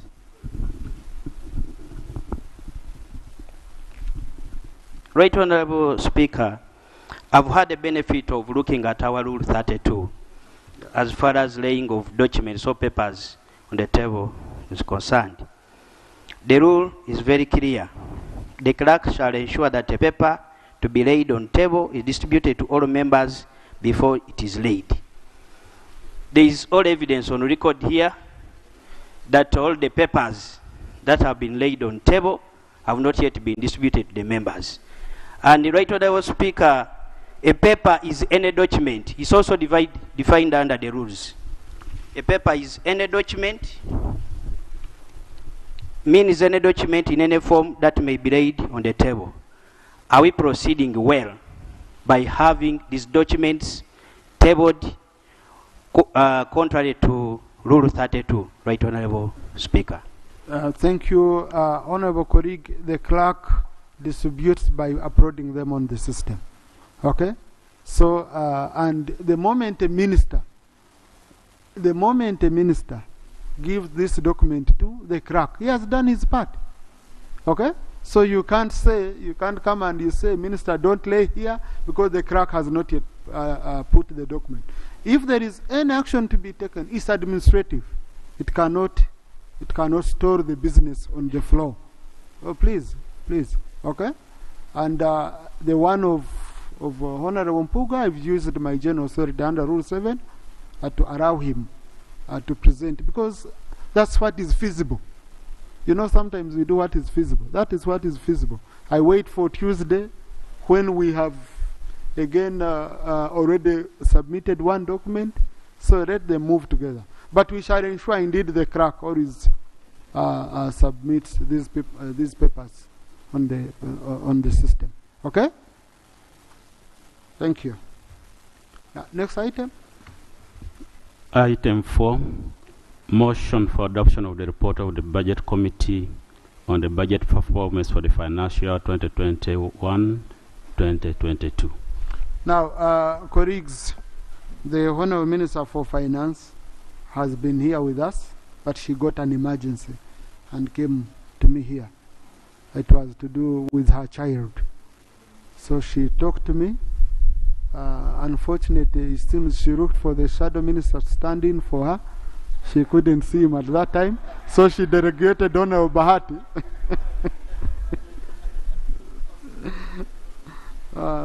She delegated Honourable Bahati.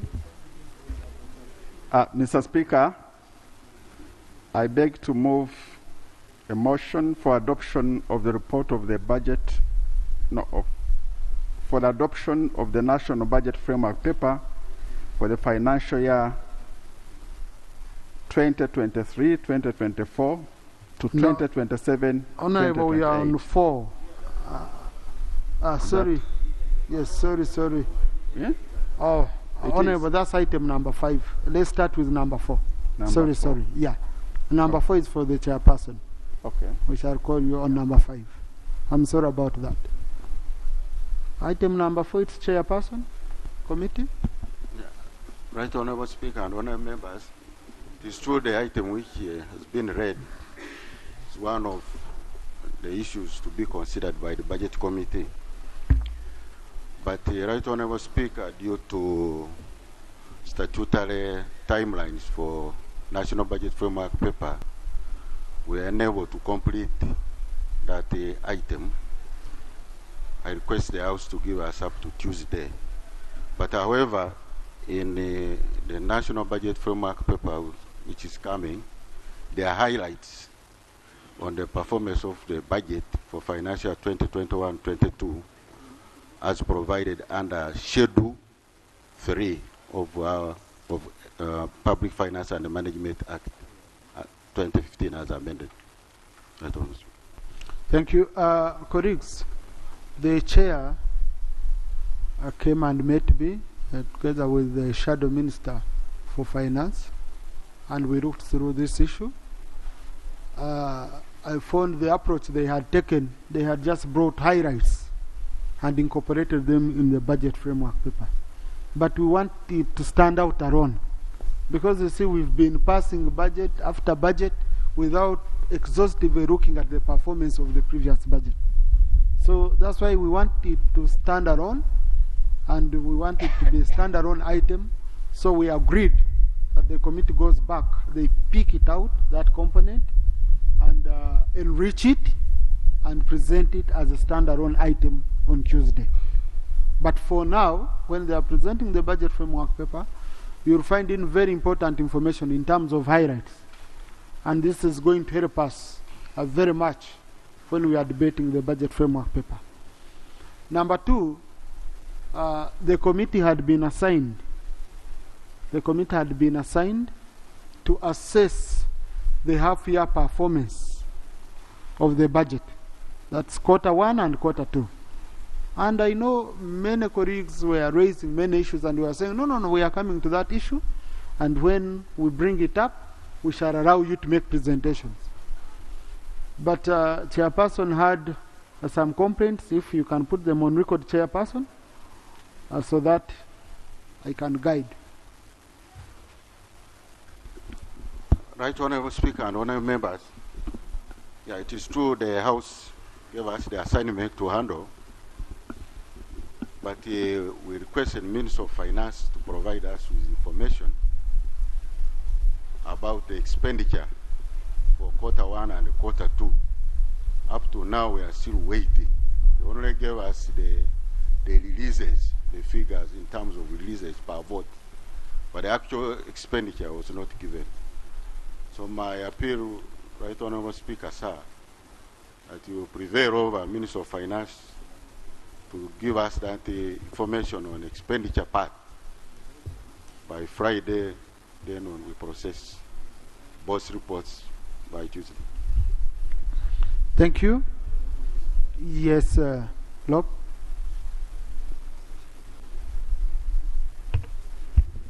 Thank you, Right Honourable Speaker. First of all, your intervention was very timely because I had gone over the BFP report. And in my assessment, there was an attempt to smuggle budgetary performance using the BFP report. And I was wondering, the Honourable Mudimi I have known over the last 10 years could really, a host that I know could not produce a budget performance report. The disclaimer they have smuggled through the Speaker's office saves their brushes. But Right Honourable Speaker, the revelation by the chairperson. Point of order. Order. Right Honourable Speaker, I'm raising on point of order. The budget framework paper I'm here to present is guided by schedule number 3, the format for budget framework paper in the PFM. And when you look at schedule 3 number item 3, midterm physical forecast.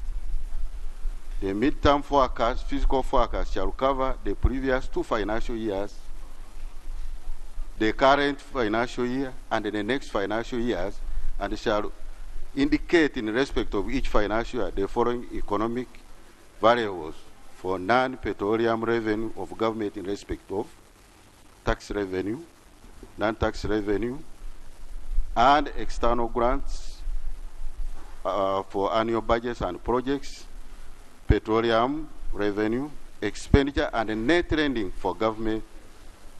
It goes on. So the document I'm going to present to Parliament, it is by the format as per law. Right Honourable Speaker and Honourable Members, is Honourable Lope, my good friend, in order to insinuate that I've smuggled the document when I've acted in law, in respect of law, compliance with the law. Is he in order? Thank you. I just take what Lope said in jest.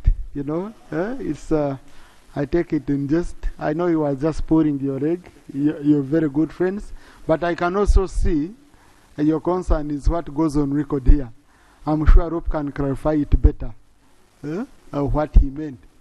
Thank you, Honourable Speaker. Of course, the Honourable Mudimi knows that I was being graphical in my communication, and he knows better that I hold him in high esteem, as far as these matters are concerned. But I was actually trying to amplify his own concerns relating to the failure of having the budget performance report in the House.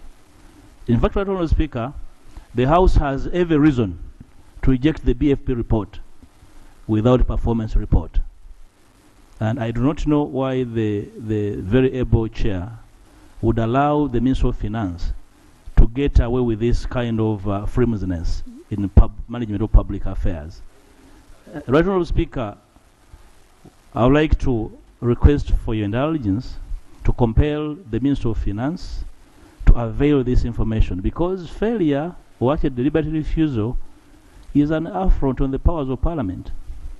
There is every reason why we are demanding for these figures, because we know that finance has been in defiance mode across the financial year. They have been supplying air, they have been here on the floor and supplied lies to the House. We have every reason to conduct a citizen arrest on them before we consider the BFP report, Right Honourable Speaker. So I want to concur with you and your order that on Tuesday, we either have their figures or we consider other business, Right Honourable Speaker. I thank you. Thank you. Honourable Cooper. Thank you, Right Honourable Speaker. Right Honourable Speaker, since Honourable Bhat left that ministry, there have been challenges in that ministry.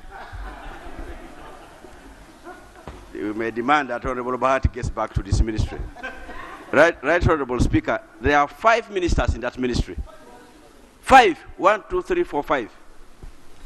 It's disturbing to realize that up to date, the Minister of Finance has failed to give us that half-year performance. Even when we're looking at this budget framework, background to the budget, you will see, even in some ministries, problems. Right Honourable Speaker, there should be sanctions. If the Minister of Finance does not adhere to what he's supposed to do. The half-year budget performance is very key for us to be able to move. We know there are items that we did not approve and they went ahead to release money for those activities.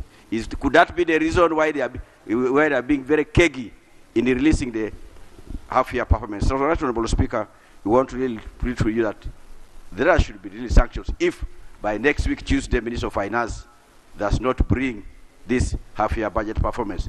We can repeat what we did on Monday on some of them, Right Honourable Speaker. Thank you. Thank you, S. Jonathan. Let's conclude on this matter. Mr. Speaker, sir, the timelines for approval of the budget framework paper is 1st February, and that is next Wednesday. And I see that we're asking the Ministry of Finance to provide by Tuesday, and yet the committee has to sit and process. The committee will not merely receive and transmit to the House. They have to analyze it and report to us. So I seek your guidance, Mr. Speaker, given that Wednesday is the deadline and the committee chair is here, unless he can assure us that he can process this within the time frame so that we comply on our part by that deadline of 1st February. Yeah. Thank you. It's very clear, Rule 145(3) on processing of the budget framework paper by 1st of February. This is a statutory deadline. Minister of Finance, provide the committee with all necessary information by 9 a.m. on Friday, so that the committee meets at 10, starts processing the report. They are going to work over the weekend, you know, but you're even making people suffer over the weekend over information which you have. Okay? Number 2,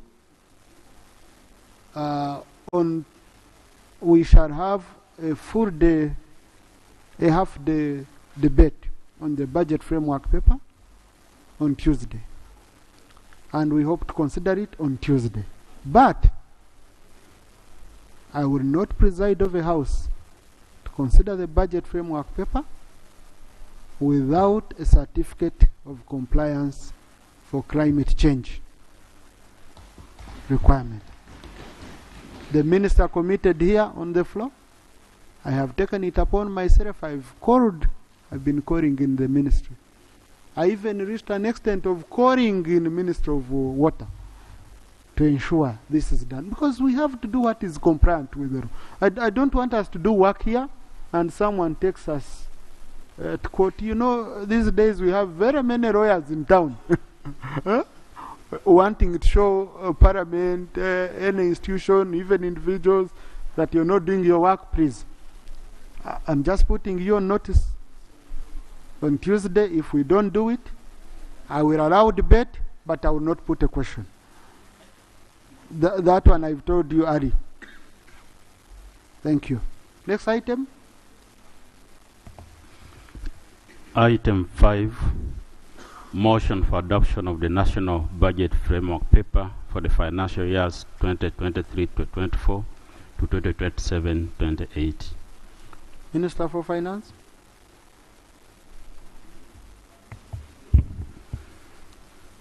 Mr. Speaker and honorable colleagues, I beg to move a motion that the House adopts the National Budget Framework Paper for the financial years 2023-2024 to 2027-2028. I beg to move. The motion seconded. Honorable Guang, Honorable Kefa, Homakech, Kayondo, Honorable Pea, Adiek, Rinda, Babiku, Karwanga, and many more members. Chair, Honorable Minister, you want to speak to your motion? In summary, in justification for the motion, Mr. Speaker and honorable colleagues, just remind the House that the theme for the National Budget Framework Paper was full monetization of the Ugandan economy through commercial agriculture, industrialization, expanding and broadening services, digital transformation, and market access. This is anchored on the overall East African community's agenda of accelerating economic recovery and enhancing productive sectors for improved livelihoods. And it's a continuation of the agenda for socio-economic transformation for all Ugandans, and it's actually the same as this financial year. Mr. Speaker and colleagues, we did consult widely within government and outside government, and this budget framework paper was referred to the Committee of Budget, and the discussion has been on for some time now. And Mr. Speaker, I recommend to this House that you debate and adopt this budget framework paper. I beg to move. Thank you. Honorable Chair.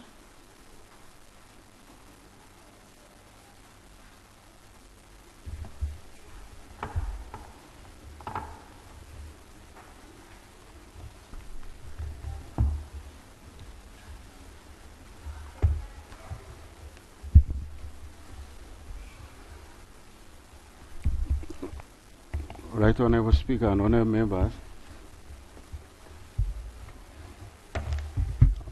I beg to report on the budget framework paper for financial year 2023-24 to financial year 2027-28. Before that, Right Honorable Speaker, I beg to read a copy of a report, minutes of the proceeding, I beg to read,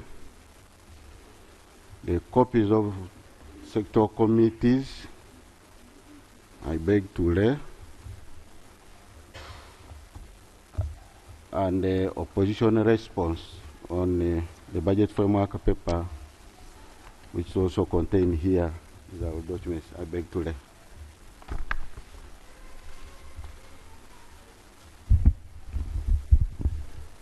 Honorable, have you done an executive summary which you will present? Yeah, it's there, but Right Honorable Speaker, this document has two parts. One part is on legal compliance, and the part two is on sector observations and recommendations. This is a 70-page document, which it's uploaded, and I'll make a summary. Now, on legal compliance, in accordance to Section 9 of PFMA 2015 as amended, that is talking about, it is in our law, members can read that, and the Section 30B of National Climate Change 2021, which requires a minister responsible for climate change, in consultation with chairperson of National Planning Authority, issue a certificate satisfying that the budget framework paper is climate change responsive and contain adequate allocation for funding climate change measures, actions and measures. So those are legal compliance, but Right Honourable Speaker, like you said, there's no certificate on climate change. Otherwise, the rest compliance with Section 9 of PFMA. When we talk about submission of budget framework paper to Parliament, the National Budget Framework Paper for financial 2023-2024 was submitted to Parliament and read on 23rd December of 2022, accompanied with a certificate of gender and equity responsiveness within a stipulated time. That one complies. Complies with Section 3 of PFMA. An assessment by the committee indicates that the budget framework paper overall structural compliance level to Schedule 3 of PFMA Act largely conform to requirement under the law. However, the following information was not provided as required by law. Quantifiable estimation of the physical impact of physical risks, an estimation of the likely physical impact of the risks if they are materialized, and an alternative physical framework. The flow of investment of government in the financial year, that one was not provided. And we recommend that the government committee recommends that the Schedule 3 of PFM should be fully complied with, and a detailed statement on compliance to Schedule 3 is always presented to Parliament whenever National Budget Framework Paper is read to Parliament. So members, when you look at Table 1, compliance assessment of National Budget Framework Paper to Schedule 3 of PFMA, that table shows 2.2, consistency with the National Development Plan 3. Honourable members, the goal of NDP3 is to increase average household incomes and improve the quality of life of Ugandans. The overall theme of the NDP3 is sustainable industrialization for inclusive growth, employment, and sustainable wealth creation. This goal is expected to be achieved through an overall strategy of sustainable industrialization for wealth creation, employment, and inclusive growth. So, Honourable Speaker and members, Right Honourable Speaker and members, the objectives are outlined there. Members can read. Then Table 2, NDP 3 objectives and strategic programs. That is Table 2. Members can read that. There are 5 of them. You can read that Table 2. Macroeconomic policy alignment. With regard to macroeconomic policy alignment, the National Budget Framework Paper is largely aligned to the NDP3. The table also shows that. Members, you can read Table 3.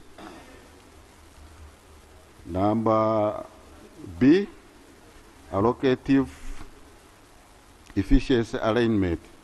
In regard to allocative efficiency alignment of the National Budget Framework Paper to the National Development Plan 3, there is slight allocative inefficiencies I highlighted in Table 4, mainly under NDP3 objective on enhancing value addition in key growth opportunities.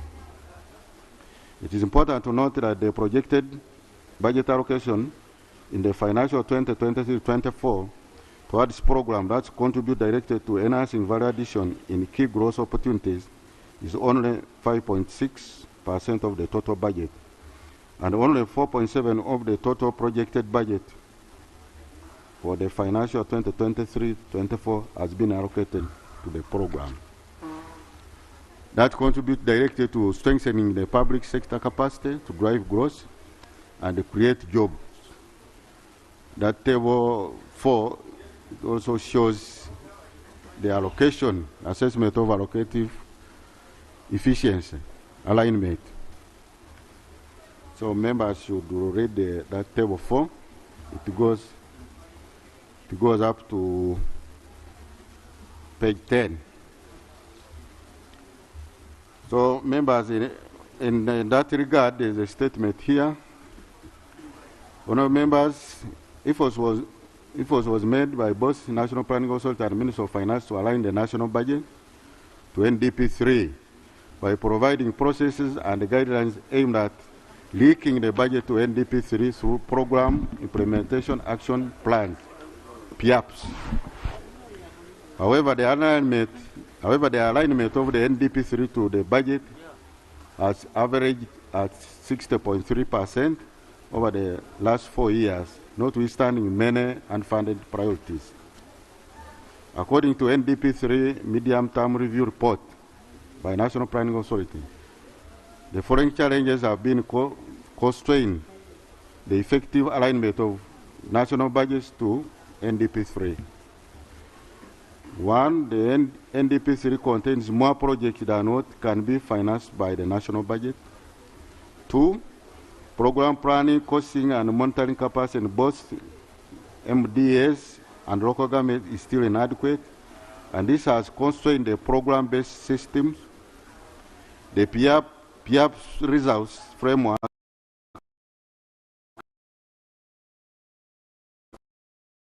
are not directly linked to actual expenditure system. IFMIS charts of accounts, the midterm review established that NDP 3 projects are integrated into the IFMIS stock charts of account. The intervention, which are the key unique identifiers of NDP 3, are not part of the budget execution. In this regard, the committee recommends the following. Domestic revenue mobilization intervention should be strengthened as government aggressively seeks external financing from development partners. In addition, it will be necessary to put planning and budgeting on a more physical, realistic path due to the current global economic challenges. Program planning, costing, and monitoring capacity in both MDA and local governments must be strengthened. PIAP's results framework ought to be directly linked or integrated to IFMIS. 2.3, consistence with Charter of Fiscal Responsibility. I think members, you can read those issues on Charter of Fiscal Responsibility. On page 11, it goes up to 12. Now, in order to effectively comply with the Charter, the past annual targets, the financial 2023-24 projected financial deficit as a percentage of GDP of -3% and the public debt to GDP ratio are within the set target in the Charter of Fiscal Responsibility. It should be noted that the public debt is projected to peak at 53.1% in June 2023 and decline to below 50% by financial 2025-26. That's according to the Charter.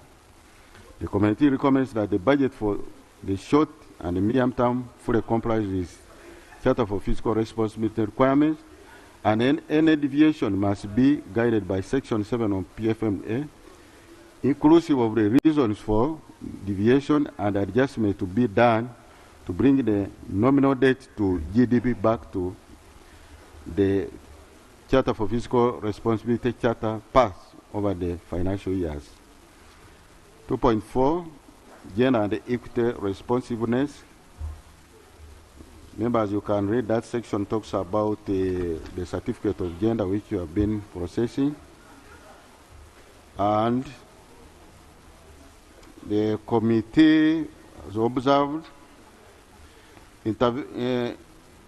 interventions articulated in the certificate were not informed by any national gender and equity gap mapping survey to inform the assessment of the National Budget Framework paper, and is subsequently recommended for Equal Opportunities Commission.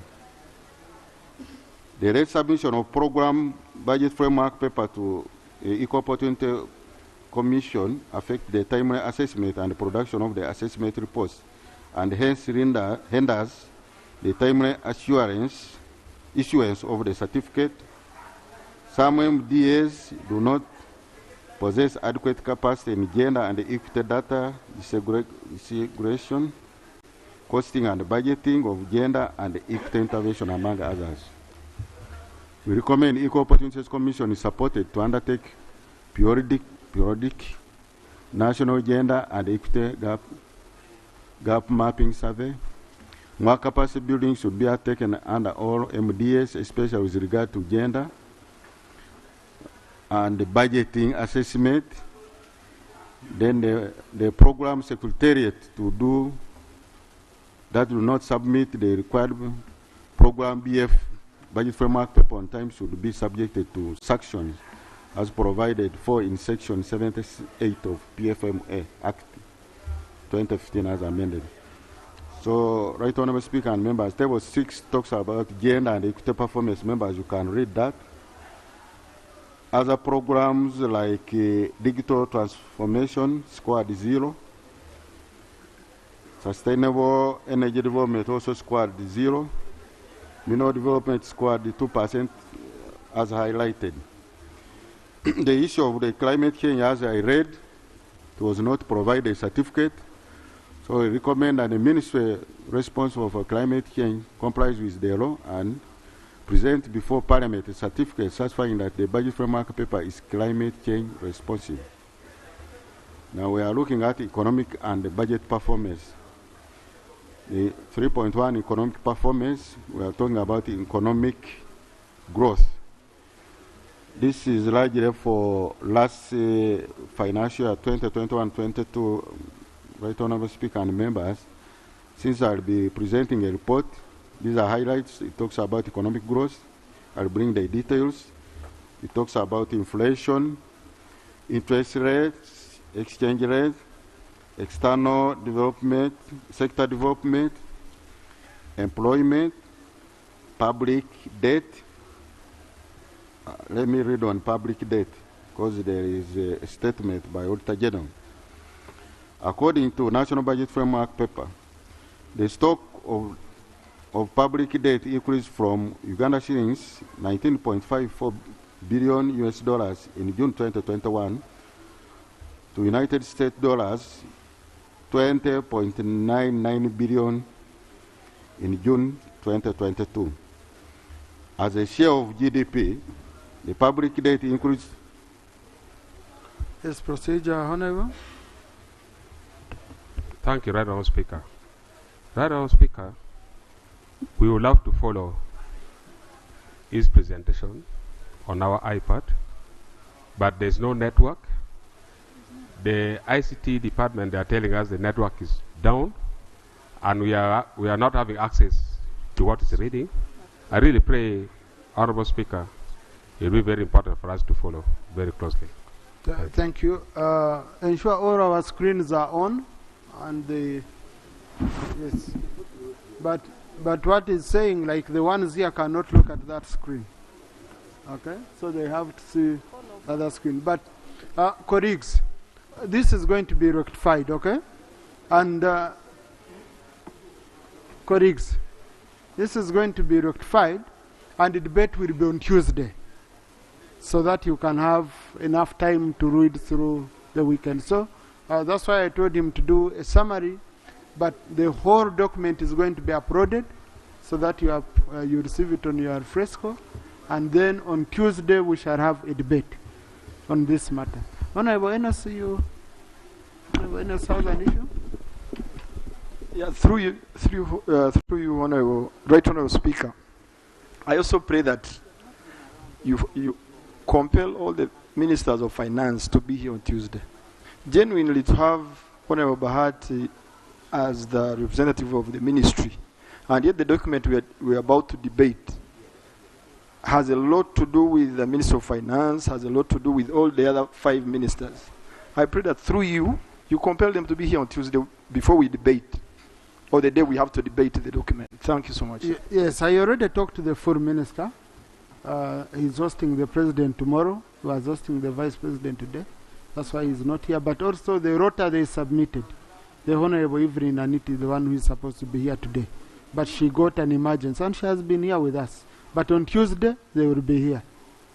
Then, Honorable Yanyima, you had an issue? All sector ministers. Thank Yes, you. I think. Thank you, Right Honorable Speaker. Yeah. This is a different budget.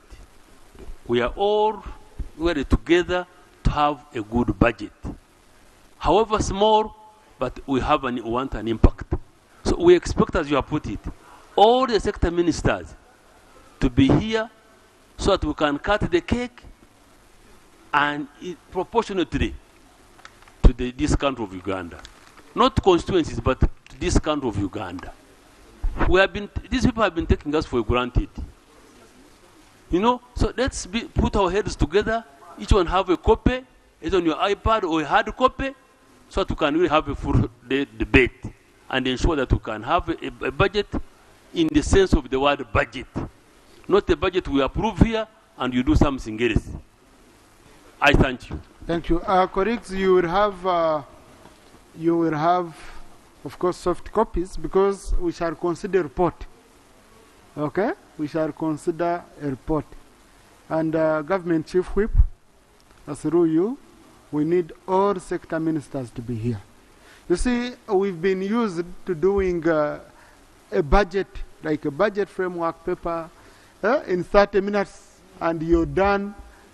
We want that to change. We want to give the budget enough time. It's a shame when you meet colleagues in the corridors and they don't know what is even in the budget. And yet they passed it. We've been here on the floor and you hear members saying, I propose we process a supplementary. Hey, but you've just finished budgeting. Why didn't you bring that idea? And we consider the issue, okay? So we decided as a leadership that we are going to give the budgeting process ample time. We want colleagues to scrutinize. And also budget committee, I'm informing you, Ari, this business of the final budget, coming at 2 and we pass it at 3. We don't want it to happen this financial year. We want it to come like a day before so that we have a full day dedicated to the budget. We scrutinize figure by figure. So I've informed you in advance, so you better prepare. Honorable question? Thank you, Right Honorable Speaker. You've guided well about the documents that should be presented to us prior. But we do not want documents that are not reflected in the final document. But we are already worried that when we come to the next day, it appears as if the other documents will be presented, but we shall not have them reflected in the final document. So I don't know how, for example, the climate change compliance certificate and its content will see through the final budget.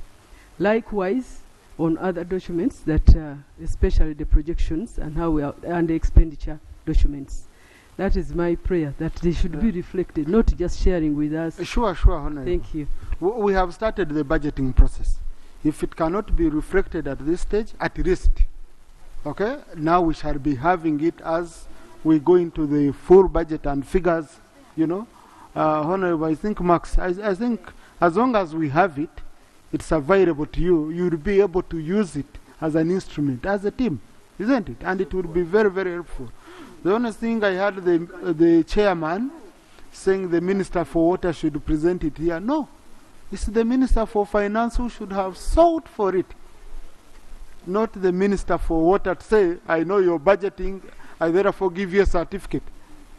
It's a requirement for the Minister of Finance to seek for that certificate, like how we are sought for other certificates. Yes, Jonathan, then Honorable. Colleagues, now we are going into one. No. Because Mr. the chairman is presenting a report. No, Mr. Speaker, since you have guided, I wanted to seek your indulgence that in this budget, when they are uploading the documents, the report of the sectoral committees should also be uploaded, so that we see how the budget committee has addressed the recommendations of the sectoral committee. It should come, because most times the budget committee, he will not present, but let it be uploaded so that we can access it and we see all those documents. Additionally, the list of all projects that are going to be undertaken should also now accompany this. In the past, it has been an issue. For example, I'm not debating in anticipation. The government proposes to buy 5 milk coolers. 5 milk coolers. So, want to know where are they going, the list. Yeah, so, we will try, okay? Crack, because now the task is on us. The reports, I don't know how heavy they were. I want to just me pick the two colleagues, okay? And then we. Honorable Yargawa and Ogwa. Right, Honorable Speaker, once again I want to thank you, and I want to take cognizance of my colleagues' submissions. One, if you are not on a certain given committee that has certain given projects, it's very most likely that you will never, ever, mark this, it might not be only me, be part and parcel of the benefits of this budget or other budgets that are forthcoming. I therefore want to concur with a colleague who says we should look at critically what has been approved, for which part of this country, and what about the remaining, so that all these are captured. Like the other just a few moments ago, I raised a very big issue regarding my health unit, health center 4. I want to see if it is not in this financial year, can it be captured at least in the next financial year? If not, so that my people know that they have hope, other than coming just here, escorting others, or that 1 year, year in, year out, you escort others. People tend to think we're not doing anything here. Sure. Number 2, I think this is a very important document. I actually ran down, when you saw me going, I was with Honorable Anyima, we went down to the printer to try and see whether we could squeeze out a hard copy. You know, this one is good, quite convenient. But sometimes when I want to write a note on this ABCD, it might be very difficult. Is it therefore possible for the powers that be makes at least a copy for those who want hard copies? To me, this is a very critical document. Thank you. To me. Thank you, Honorable. I request most kindly, sir. Thank you. Thank you so much. Honorable colleague, the copy we upload is printable. If you want a hard copy printout, we don't stop you. Yeah. We don't have a budget for printing because we put it under iPads. But we upload a PDF which you can print. So if you want a hard copy, Ropa has already printed. If you want a hard copy, you print out. I'm very sure my able MPs can afford printing this small document. Yes. Honorable Gwari, I don't want to write you here. We shall not print for you copies. But the copies we upload, the document we upload is printable. Thank you. Yeah. I want to inquire whether amongst the documents which will be made available, possibly is related to taxes, tax proposals. The tax bills will come later. They are not yet laid. When you're considering the budget framework paper, there are no tax bills because you're framing issues to be considered in the budget. Now the taxes are on the revenue side. Yeah, so it will come later. No, colleagues, I'm not going to. Honorable, please conclude. Right, Honorable Speaker and Honorable Members. No, the answer will capture the whole report. Honorable Members raised many issues, but we are proceeding under our rules of procedure. Like this one, under Rule 145. And all chairperson of sector committees are ex-official members of the budget committee. And we normally go through all these documents together. So maybe we can amend at a later time to also give the copies of the sector. Right Honorable Speaker and members, I was on public debt. According to Auditor General's report on financial year statement for 2020-21-22, the reported public debt as at 30th June 2022 stood at Uganda shillings 86.6 trillion, of which domestic stock was 38.1 trillion and external 11.5 trillion, equivalent to 15.31% when compared to the stock. Now here I'm making reference that the numbers which Minister of Finance provided and what the Auditor General reported do have variances. So we recommend government reconciles the reported amount of the public stock. B, government should balance support for economic recovery and a sustainable public debt while reducing reliance on domestic borrowing to alleviate crowding out public sector financing. The reduced amount of expensive domestic borrowing and concessional financing over the medium term will help to keep debt at a sustainable level. That's the debt stock, government debt stock. So on that page. Now highlights on the budget performance, like I indicated, that one is coming on the report on the, it goes from page 18 to page 22. So now part of 22, economic and the budget strategy for financial 2022-23, stroke 24. Economic and the budget strategy. The theme for National Budget Framework Paper for financial 2023-2024 is full monetization of Uganda economy through commercial, agriculture, industrialization, expanding and broadening services, digital transformation, and market access. That is the theme. And 4.2 resource envelope. Members will know that the resource envelope, the preliminary resource envelope for financial 2023-2024 is projected at Uganda shillings 49,988.7 billion compared to Uganda shillings 48,130.7 billion for financial 2022-23. This reflects an increase of Uganda shillings 1,858 billion. It should be, however, noted that whereas the resource envelope has increased by Uganda shillings 1,858 billion, the discretionary resource envelope reduced by Uganda shillings 2,533 billion due to the projected increase in interest obligation and obligation to settle Bank of Uganda borrowing. So much as it has increased, but the resource available for expenditure has reduced. So members, you can read that summary of the resource envelope on table 10 up to 11. Then when we go to table 11, we summary of aggregate expenditure composition for financial 2020-23. It's there. Expenditure categories are all there on that table. We go to policy observations and recommendations. One, poverty and inequality. We've noted that poverty and inequality remains a critical development challenge for the country.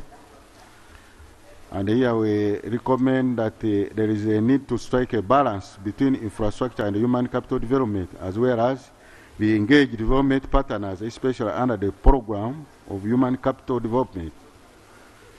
Investment in social sector sectors, especially health, education, and social protection, have a direct impact on poverty and income equality.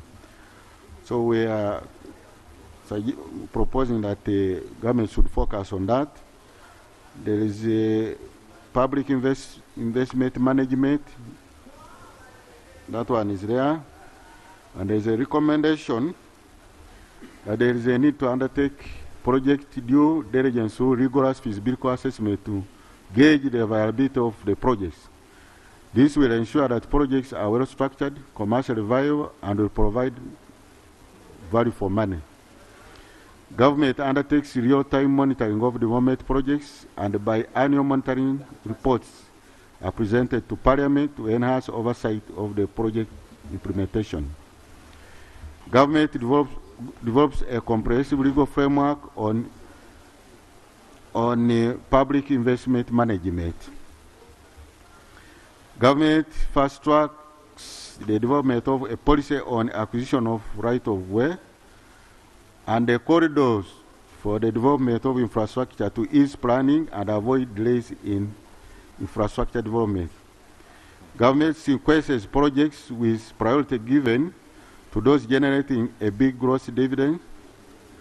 Funds stock releases to projects whose implementation of track should be suspended and the responsible officers apprehended.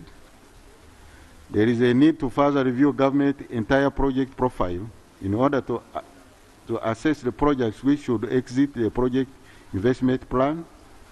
Projects that are not performing should be stopped so that the funds can be released for emerging priorities in the mineral sector, manufacturing sector, tourism sector, development of industrial park, infrastructure, petroleum sector, among others.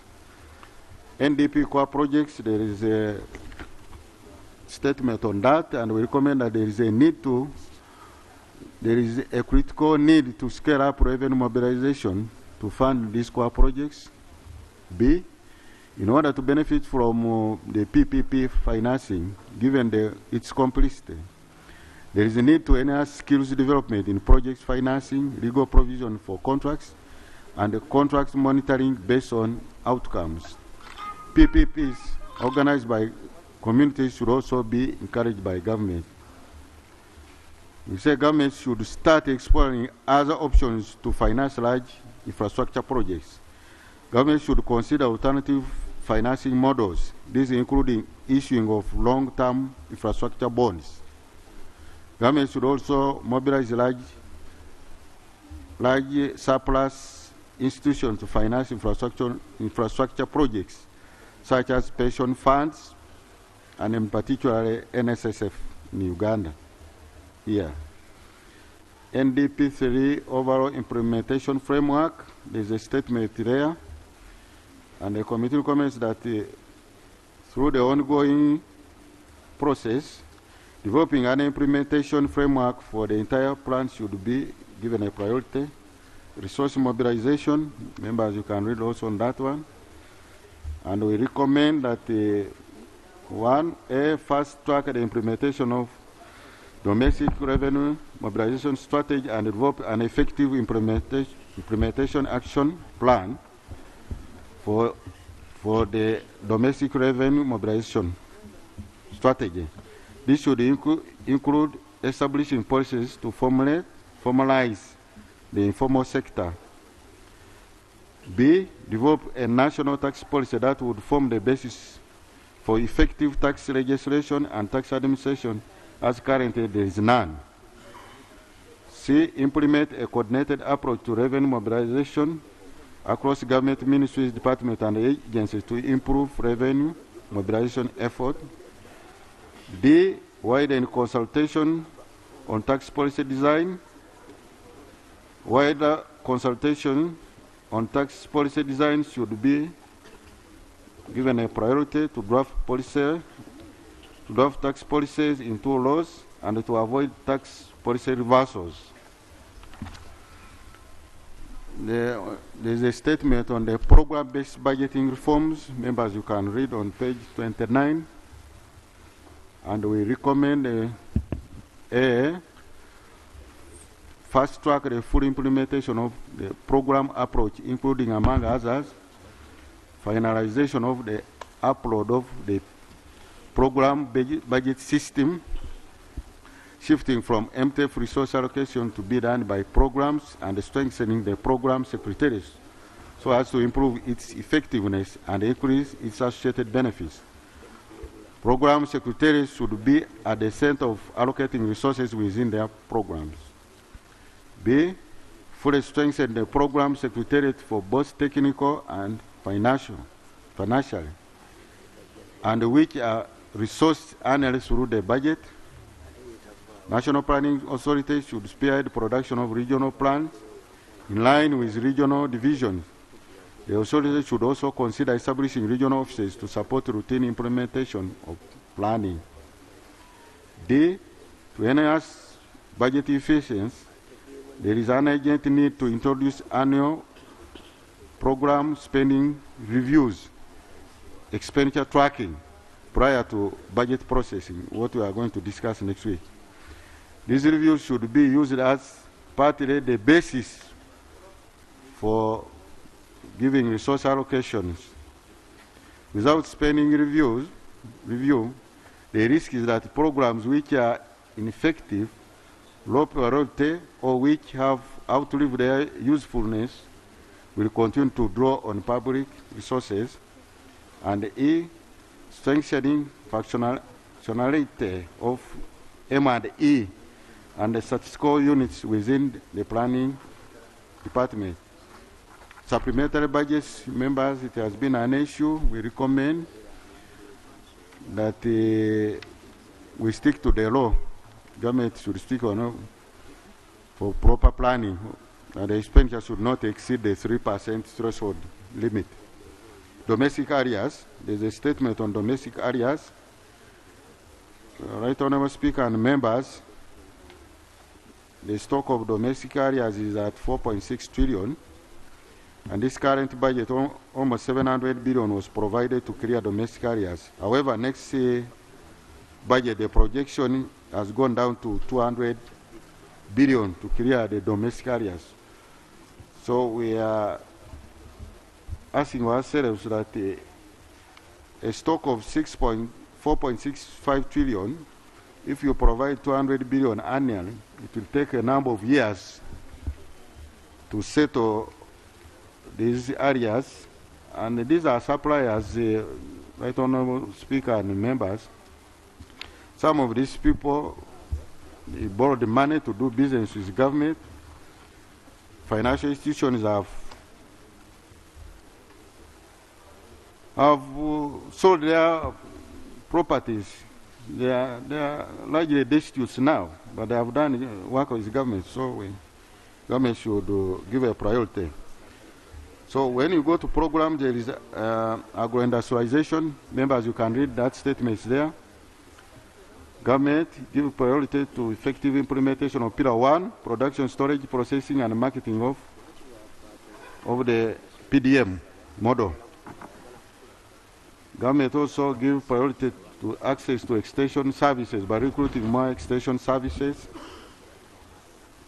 The government also promote the enabling laws on the use of biofuels. We passed the law on biofuels, I think, last parliament, the other nice parliament, I think, but we don't see it in its implementation. And once this is done, some of these agricultural products can be mixed with petroleum products, and this can reduce the cost, and also agricultural products can also get market. Effectiveness of industrialization strategy, there is a statement, and we have given many recommendations. Members, you can read page 34. The document is uploaded. Human capital development strategy, the recommendations which are there largely,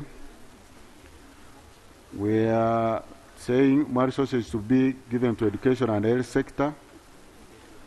There is need to provide fiscal infrastructure to particularly lagging primary, secondary, and TVET institutions and universities. We're also requesting rehabilitation and expansion of and equipping of health center 3s, 4s, general hospitals, referral hospitals, and specialized care facilities. We are talking about rehabilitation of depleted structures for rehabilitation of vulnerable groups, including youth, children, and persons with disability. We are recommending strengthening of inspection system in those issues. Then strengthening the public sector to drive growth and investment. There is also a statement. The government should reduce appetite for domestic borrowing and increase access to long-term financing through, among others, measures depending on the market, capital markets to widen investment opportunity in capital markets, promoting retirement benefits and the recapitalization institutions, financial institutions like UDB. Then stock and quality of productive infrastructure, there is a statement. There is a digital transformation, there is a statement. And in that regard, we recommend that the last milestone connectivity should be given a priority. The rollout in this week should be extended to cover the last inch department and unit. Recruit ICT officers at the local level to support the effort. Government need to set up a policy that position Uganda Institute of Information and Communication Technology as preferred trainer for all MDAs and local government that require ICT and related training. Parish development model, which you members are all aware about it.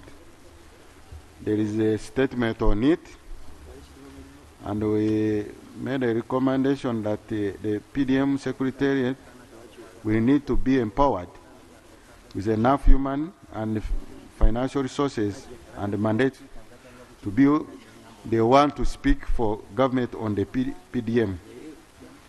All other communication from the MDAs on the PDM should be conducted by the Secretariat to avoid inconsistencies of messages to public. The National Secretariat should be continuously create awareness to stakeholders about their role.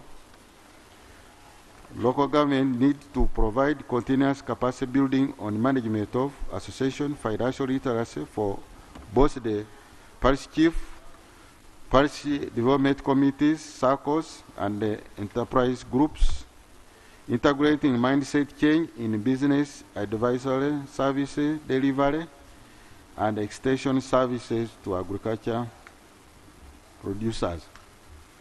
That PDM should envision innovation and case-by-case development solution for the parishes. In this way, we shall have intervention that will deal with real issues that are adaptable to local conditions and circumstances. For the full implementation of the parish development model, government should integrate and mainstream the PDM in all MDAs, strategic plan, budget, and work plans.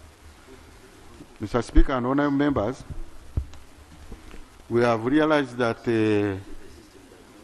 under the PDM, the pillar of financial inclusion for the circles, they have formed the committees,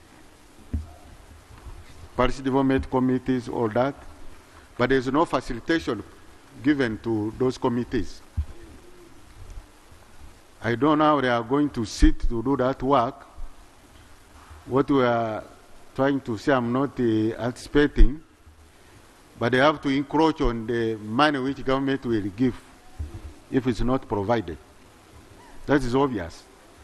You cannot sit in a committee where you're not facilitated.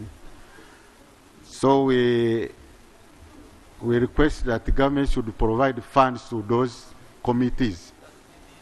Otherwise, they are going to encroach. They will force the beneficiary to contribute. That's my assessment, and I've seen it coming.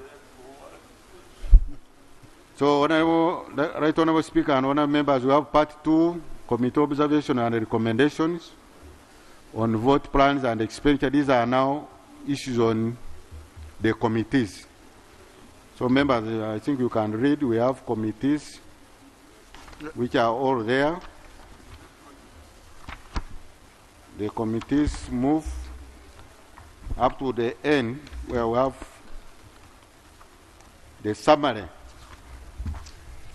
Now, this summary at times explains what my brother Honorable Odur indicated.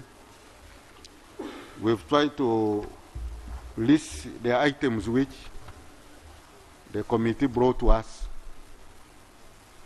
to be incorporated in this framework. So all the funding requirements, gaps are all listed and Annex 1. So, Right Honorable Speaker and Honorable members can read that, and the figure is big. It amounts to 6.1 trillion. Thank you, Chairman. So I beg to report. Thank you very much, Chairman. In fact, you've done it how we had consulted here to guide you, so it's very good. And I've read through this report. I've had meetings with these people. You need to read it.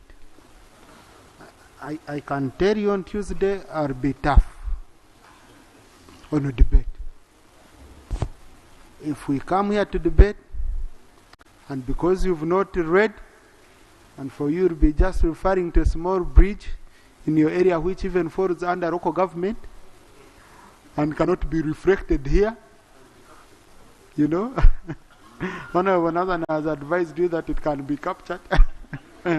But I'm just emphasizing that Tuesday, when you're debating, that's when we shall know whether you're a national MP or just you've remained, you know, limited to your own area. So let's read through, and we are going to ensure tomorrow. Tomorrow, I think it's even already uploaded. It's already uploaded. Yes. So when you get out of here, yeah, it will be working. It's a network in here. So outside here, the network is on. Yes. We are on Wi-Fi. So the Wi-Fi here is failing to work. But if you move outside and you get the document. So start reading tonight. And we are going to ensure it's worked on properly, colleagues. So, Chair, it is your task to inform us whether you have a minority report or not.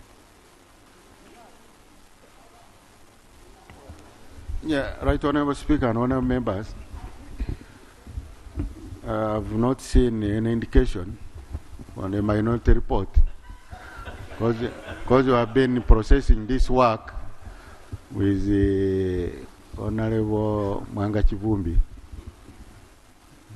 all together. Now is it only Chivumbi who can bring a minority report? And all other members normally who, but our rules, Right Honorable Speaker and members, provides that the move of the minority report, the author, should formally inform the chairperson in writing. So I have not seen that written. I have not seen that written submission, Honorable Mwanga Chivumbi, to that effect. Thank you. Yeah. So basing on that, I don't see there's a minority report. It has collapsed on this way. Thank you. I know why Honorable Mudimi is saying that they've tried their level best to reconcile the issues, but there seems to be some issues which they couldn't merge their minds. And so I received a notice for a minority report. I called Honorable Chivumbi to present. You can see even Mudimi knew who has a... Because he said Honorable Chivumbi, and yet there are any member can bring a minority report. Right Honorable Speaker, Happy New Year to you and to honorable colleagues. I think I haven't been on this floor since the beginning of this year. we've been busy. No, you have a copy.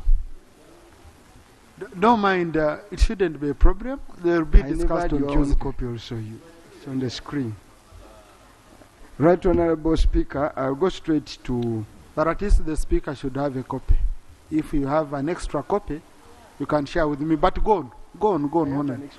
Go on, they will... No, give it this.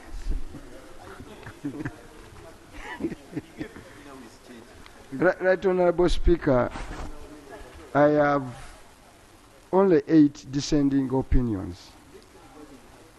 And Right Honorable Speaker, I take the opportunity to also thank the Budget Committee, where we worked hard and forged some kind of concurrence on a number of issues. So 90% we agree. My first issue, Right Honorable Speaker, is an unrealistic majority report. And it's where I ended. The majority report has come up with a funding gap of 6.1 trillion as unfunded priorities without identifying the source of funds for the priorities identified. Government came up with the resource envelope showing the proposed resources of revenue in the budget framework paper and the expenditures. Now, for Parliament, and this Honourable Speaker affects committees of Parliament, to simply come up with the funding gaps without identifying the source of funding is an academic trip in this process. It should be imperative that committees and even ministers who in cabinet approve these spending limits, then they come to committees of Parliament and cry for more resources, knowing those resources are not there, and burdening committees with the funding gaps and priorities is uncalled for. And it renders this whole exercise simply of no import, essentially. So that's why I would defer that we ask the majority committee. You have identified 6 trillion in additional funding. It will push the budget to 50.4 trillion. Where is the source of funding? 54. Where is the source of funding? So why do we engage in some academics here? That's my point of view, is that the whole of that report is unrealistic. The second one, Right Honourable Speaker, is on tax exemption. Right Honourable Speaker, we are having an 8 trillion tax exemption in this year's budget. 8 trillion tax exemption. And have I sampled, just sampled a few companies where we have exempted. And then Parliament now takes a critical decision where it is not high time that we comprehensively review the tax exemption. Look, one example I've identified, as few I sampled, Oil Palm Uganda Limited, value added tax, 155 billion. Uganda Oil Palm Limited, corporate tax. Now, corporate tax is profit tax. Corporation tax is profit tax. A company has come here, you've given it land, you've reduced on power they consume, reduced power costs, you give them water at reduced rates, they make a profit. They don't pay. Government says, just walk away with your profit. So some of these companies now, roofing, Uganda Roofing Mills Limited. This company has been here for the last so many years. Why on earth does it not pay a corporate tax? Does it need affirmative action after some 20 years? Honestly. And we are here grappling with the lack of resources to do bridges and blah, blah. We are letting some fellows walk away with so many billions of money. Steel and tube industries. Even that one, 5 billion corporate tax. Uganda Post Limited. Corporation tax. Corporation tax. 15 billion.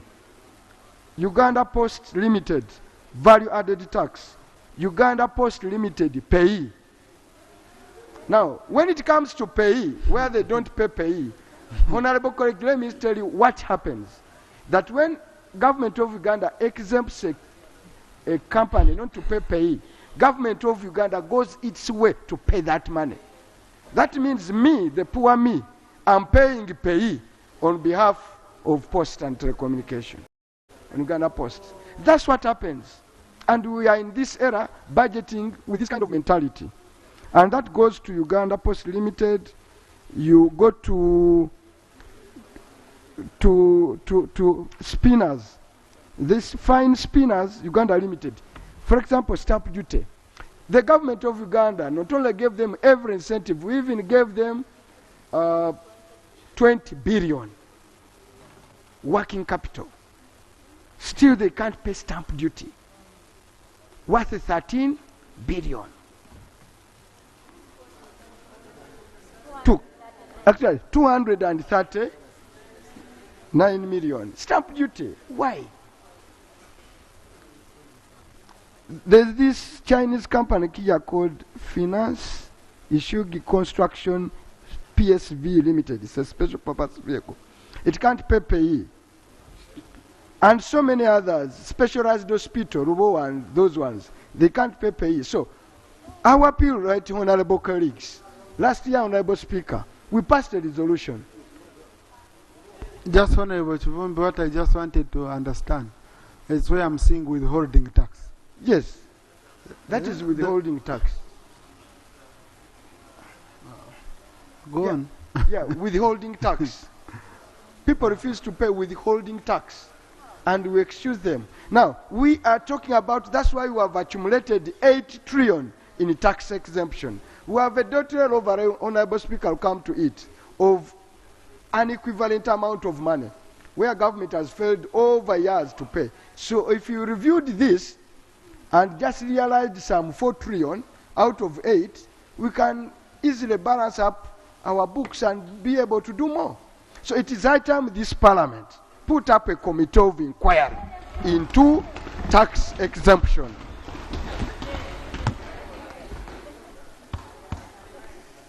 Right, Honorable Speaker. And the law is very clear, Honorable Speaker. We've not been doing our work. Section 77 of the Public Finance Management Act mandates every agency, every ministry where you tax exempt to come every 3 months to Parliament and account. 1, the cost and the benefits to Uganda of that tax exemption. Do they do so? No.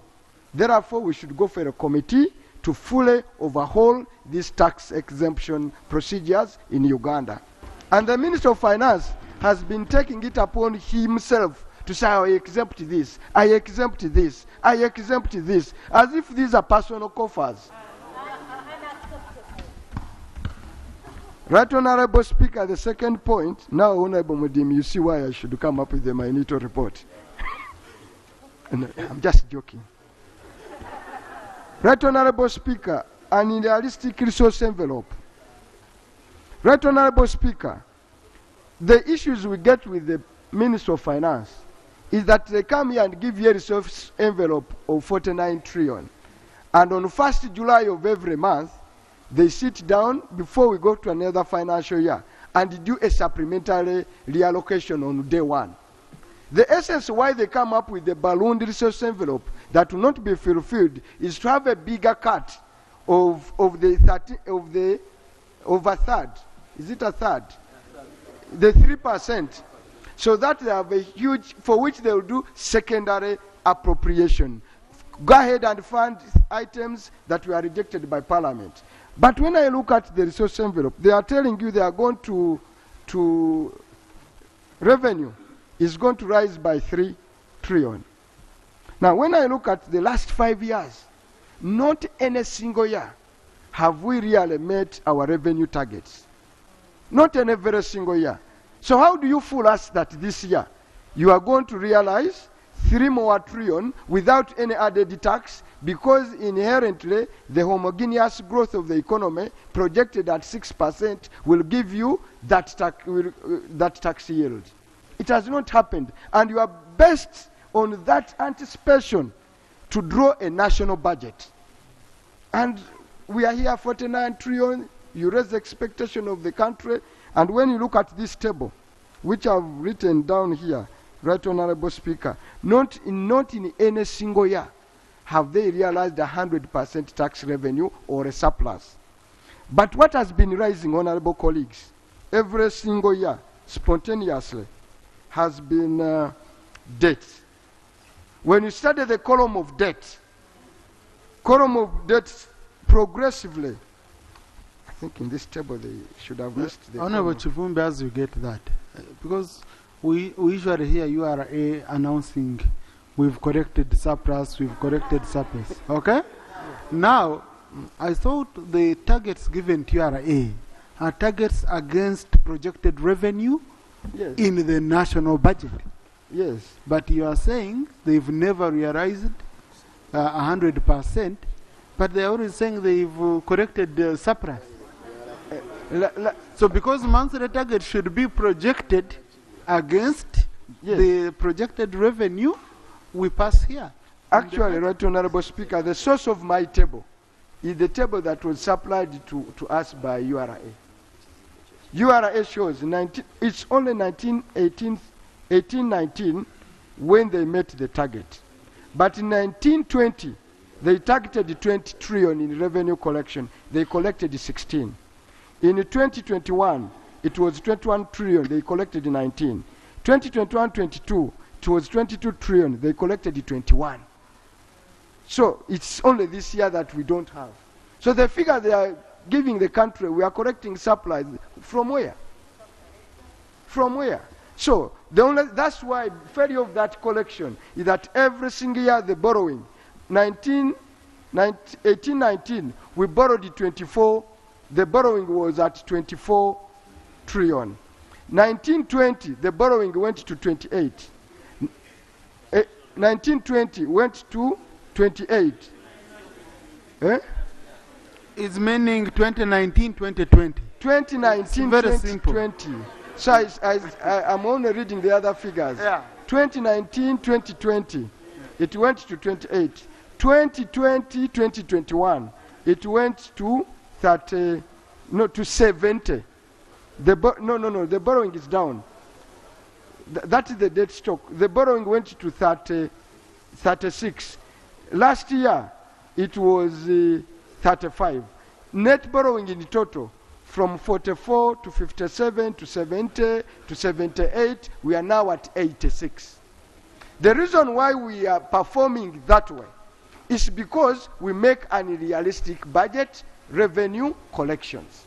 And consequently, we raise our recurrent expenditure and find ourselves, we have no money at the end of the fourth quarter to even pay salaries. We go to the domestic market and do borrow. So the only way we can tame this appetite, Right Honorable Speaker, and in the Charter for Fiscal Responsibility, we pledged increased government expenditure to direct proportion to increased revenue collection. So that if you want to increase expenditure of government, show us that net increase in the expected what? Revenue. But a realistic way should have been to always project the budget for what was realistically realized in the previous financial year. If you budget that way, you will never have all these crises we are having. The reason why we're having this, guys at the Ministry of Finance are lazy. They go for easier options. Because the law permitted them to borrow on securities, they think they can run there every time. That's why, Honorable Speaker, we must review the Public Finance Management Act. One, to remove the 3%. Okay? To remove the 3% that erodes the parliamentary powers of appropriation. Secondly, we also put stringent borrowing on through securities, because that free hand has been demonstrably abused. Now, on debt rollover. Right Honorable Speaker, and you should provide the space for debate on this thing called debt rollover. Now, our projected revenues have been rising from, by 2018-19, our revenues were at 16 trillion.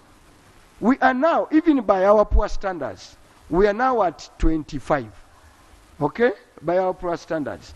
But even in a personal level, at a personal level, if your incomes have been rising that, it would be very funny and scandalous for your debt to grow.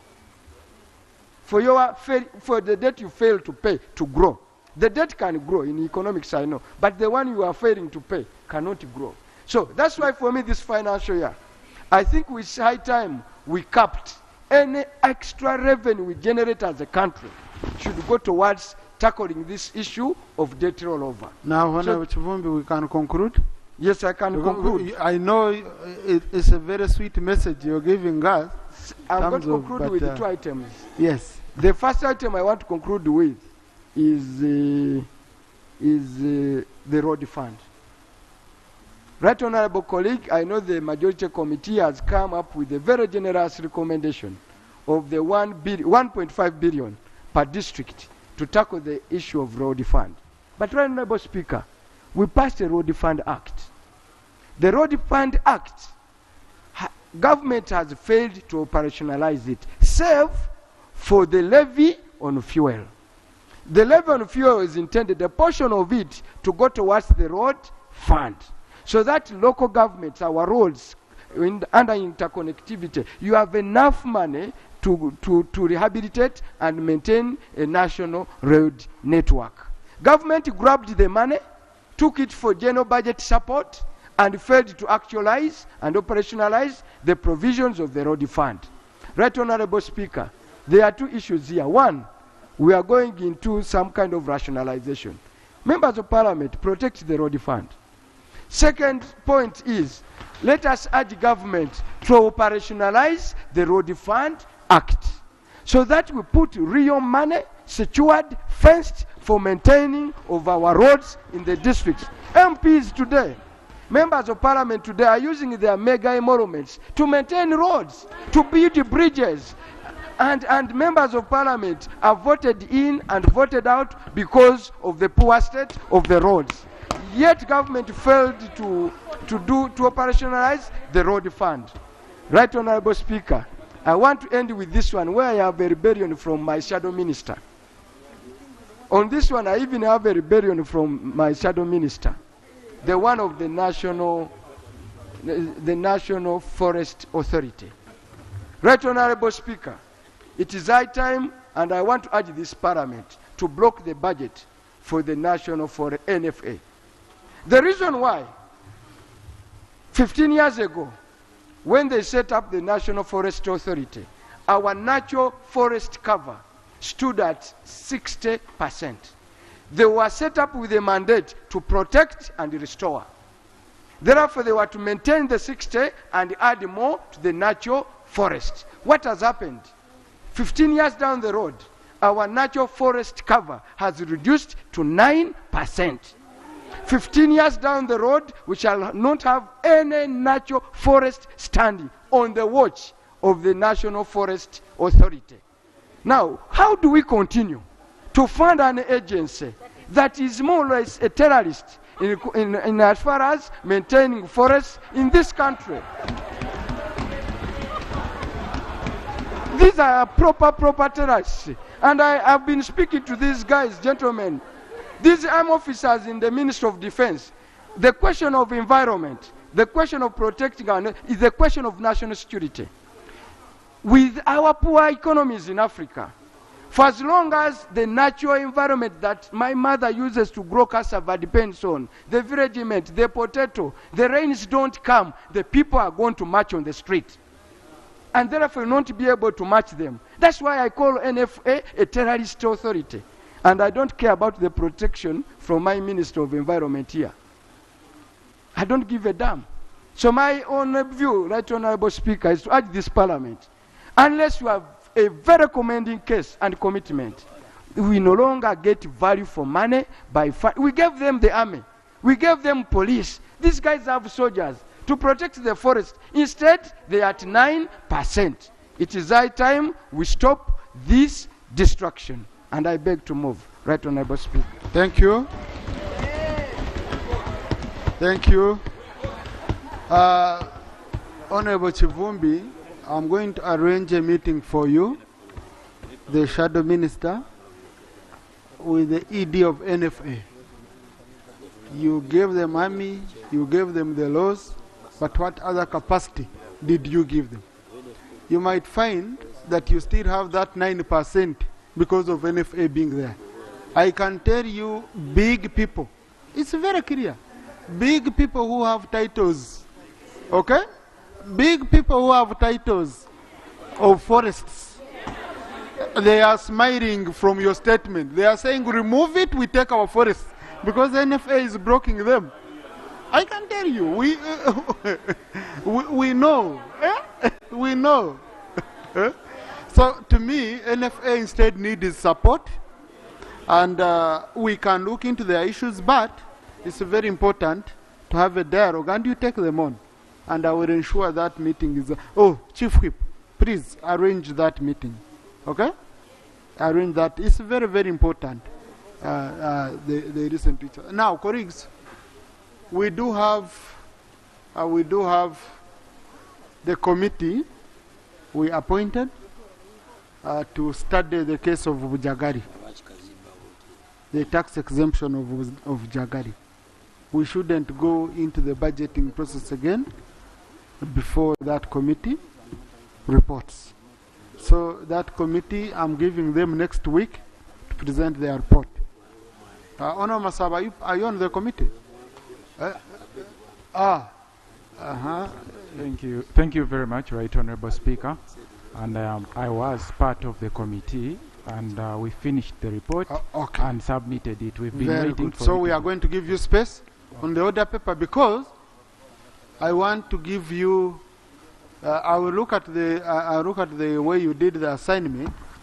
We'll see whether you've done a good job. If we find you've done a good job and the House appreciates, we give you these other entities. You continue, the ones which have been listed for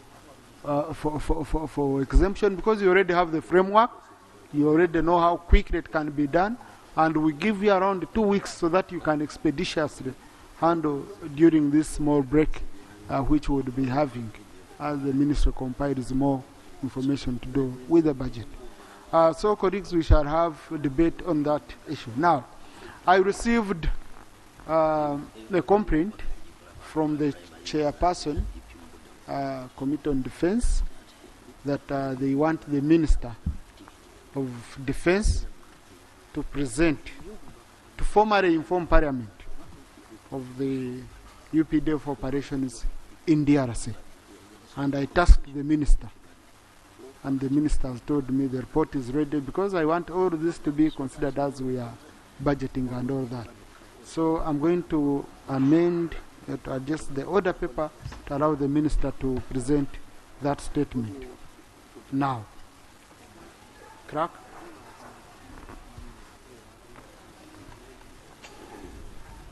Crack, can you call out the statement? Because I want it to be captured on the answer. You can help him with your copy. He calls the statement, it's captured. Statement by Minister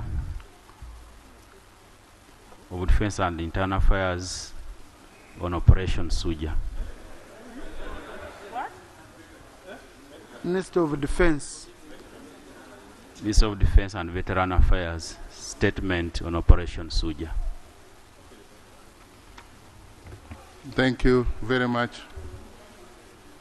Because we are seated next to each other, the clerk is right to say Internal Affairs and Veteran Affairs. Right Honorable Speaker, I move under Rule 52 of our Rules of Procedure to give statement to this August House on the Operation Shujaa by the UPDF in DRC. Right Honorable Speaker, following the escalation of ADF attacks both in DRC and Uganda in the last quarter of 2021, the two countries agreed to conduct joint operations against ADF in Beni and...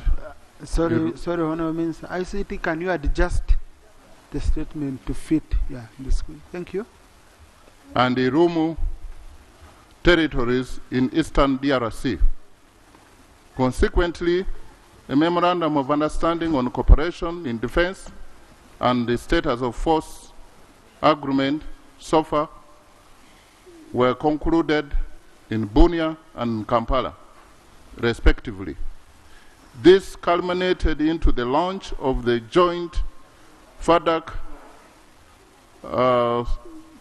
UPDF operations, codenamed Operation Shujaa, in November 2021.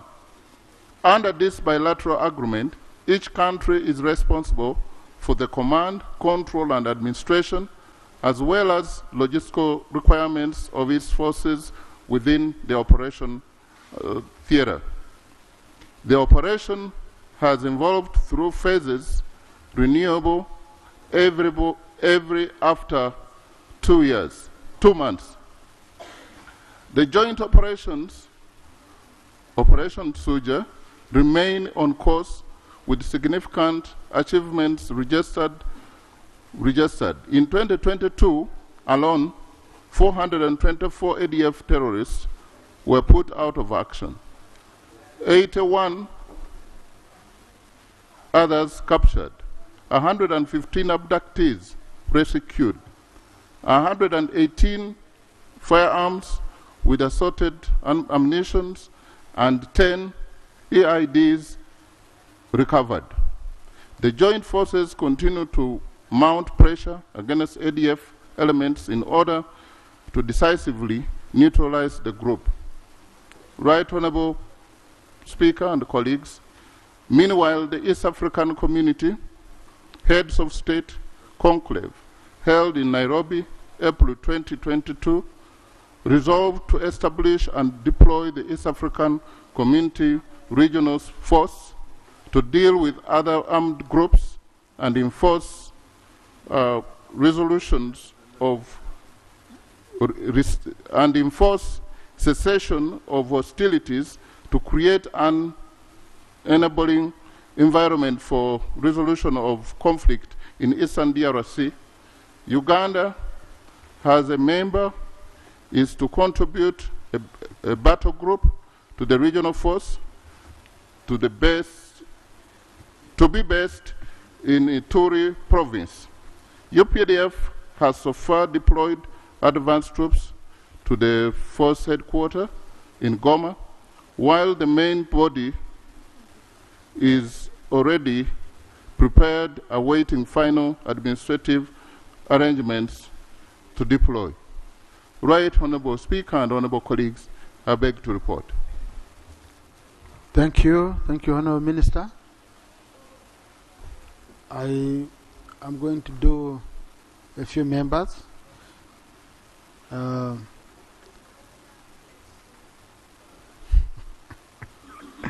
Yes, I'm trying to see the Shadow Minister for Defense is not around. Jonathan. Oh, you're then. Rope usually speaks last, so I don't want to come here on the floor. Okay, let me start with Honorable Bigger Rose, Honorable Muricha. Yeah. Honorable Minister, thank you for your Honorable Seku, Honorable Baba, Honorable. Thank you for your statement. First of all, I need to know why civilians go to that operation like Andrew Mwenda. They put on combats and they begin commanding, sitting in the choppers, yet they are civilians. That one doesn't give a good image for our army. These people go through rigorous exercises to become generals or privates, as the matter may be. However, right now, Speaker, the statement is not comprehensive. I wanted to get better answers. Because we know we are in the East African community. But why is it Ugandan soldiers all the time that they are the ones supposed to go for any operation. Shujaa, name everything. We need to know that. Are we the problem, or it's the other side that is causing problems? Those are the areas I want. But as I conclude, Right Honourable Speaker, I need to know why civilians must especially in that kind of operation. Is it because Mwenda has a relationship with the commander of that operation who was removed of recently? That image was not good and I cannot accept it, but the minister can tell us. Thank you. Thank you very much. Yes, Honorable Bigaros. Thank you so much, Right Honorable Speaker. Right Honorable Speaker, I want to applaud UPDF. Honestly, areas like Bundibujo, this other side of Simbili that is around Maracha would have really been invaded strongly by the rebels if UPDF did not go to put the rebels out of action. But again, my plea is we have people who have been sent there, but their funding is getting a problem. There's been tampering with the monies of these officers who are suffering in the wilderness.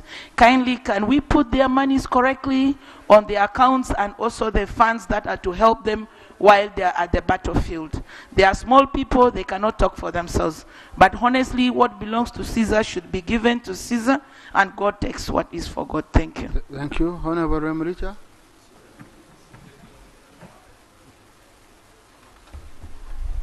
Thank you so much, the Right Honourable Speaker, for the opportunity. The Right Honourable Speaker and honourable colleagues, I want to thank the Minister for the report, a very good report. Personally, I would also want to thank UPDF for the job well done. The Right Honourable Speaker, for us who stay at the border with Congo, we know a lot of things and we see a lot of trouble with the UPDF, with the ADF, the havoc they cause across in Congo. And recently we also saw their wrath when they invaded in Toroko, as you know.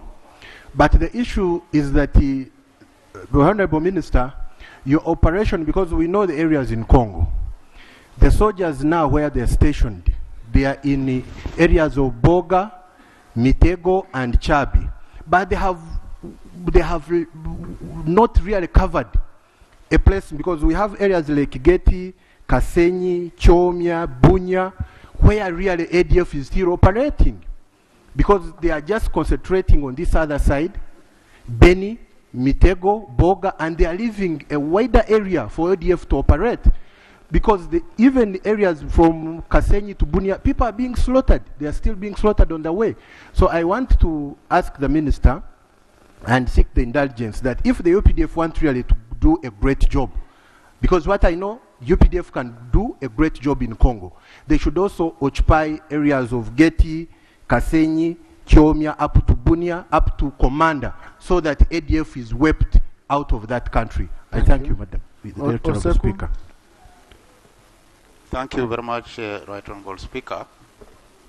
I also want to appreciate the Minister for the report and the progress in the operation. However, my concern is that the Minister committed to state the casualties, or rather the achievements of UPDF by the enemy that were put out of action, and also the recoveries that we have done. But he fell short of mentioning the losses we may have met in the operation. And that, listening to this House, perhaps the families and the parents who may have lost their dear ones would feel very bad that there is no mention about some of the soldiers we may have lost in the operation. It is very important that we have to state also that we have had some losses here and there, because they happen as far as battle is concerned. So that is my concern, because it is a honor to mention that we lost, and the families that lost feel good that they recognize the participation of our own when they lose their blood in the battle. I thank you, Mr. Speaker. Thank you, Honorable Bell. Thank you very much, Right Honourable Speaker. I want to thank the Minister for the brief report, my senior, and indeed we applaud the UPDF for the great work being done. Honourable Minister, I would really want to request that we redeploy those soldiers who are working so hard that side to ensure there is peace, to Kitgum district in Orom, to ensure that we also rest from the cattle raids. Otherwise, the communities are asking, how come we are performing so well in outside battles and within we are not giving it focus? I thank you. Thank you, Honorable Baba. Mr. Speaker, I too like to thank the Minister for his statement, but the fact that this Shujaa operation was done under the ESA arrangement, there was clear mandate for them to go into that territory. It was also an admission on the part of DRC that they had little capacity to deal with the insecurity in Eastern Congo. Certainly it is true, Kinshasa is more than 3,000 kilometers away from this theater of operation. There's hardly presence of government there. So if they ask for help, it is good that neighbors come to rescue them. As a matter of fact, we should have even sent more troops to Eastern Congo, including South Sudan, because these are neighbors who are seriously in trouble. They have no capacity to deal with the challenges they have. If we can support them, why not send more? As a neighbor, both to South Sudan and DRC Congo, we know the magnitude of this challenge. If chaos broke out and extended to our areas, we even have nowhere to run. So let us support the operations of UPDF in those areas for our own protection and for stability of our neighbors. Thank you. I repair, Honorable.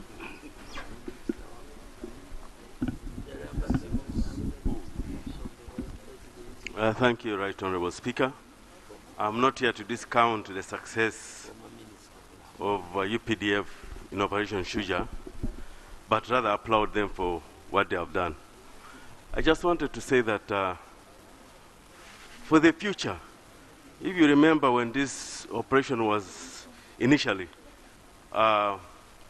set up, it was supposed to last 3 months. Then after the 3 months, there was no such a report that was brought to this House. And periodically it has sustained. And I thought it is just right and proper that when such sustenance occurs, there should also be periodic reports like this. But I think next time this report should be very, very comprehensive. It is so shallow. Then I want just to reiterate some points someone mentioned here, Right Honorable Speaker. You just imagine yourself bring your son to that seat and take pictures on that seat. What does it portray to this country? I think it will just demonstrate that there is no seriousness in this House. A civilian going to pose in an helicopter in a war zone. Some of us have really grown in war zones. A war is a war. A civilian cannot just go and pose and do that. Something should have been done to the command that time. And I think as leaders in this country, such acts should not be encouraged. Thank you. Thank you. Honorable Mujungu. Right Honorable Speaker, I would like to applaud the Minister and the report on defense. Right Honorable Speaker, on the people of Kasese and my brothers and sisters who border the Congo, who understand the value very much of the UPDF in Congo. Right Honorable Speaker, you've seen on social media that a neighboring country downed the jet of the DRC. Such a thing sends chilling rappors in our back. What do we want as neighbors? Want stability, want peace. But Right Honorable Speaker, the presence of the UPDF in Congo and proper operation in Congo requires infrastructure support. some of the bridges on these borders are weak. They have been weakened by the rivers running, the floods. Like recently, you know, Speaker, who are reporting the bridge on River Tako and Rubiriha.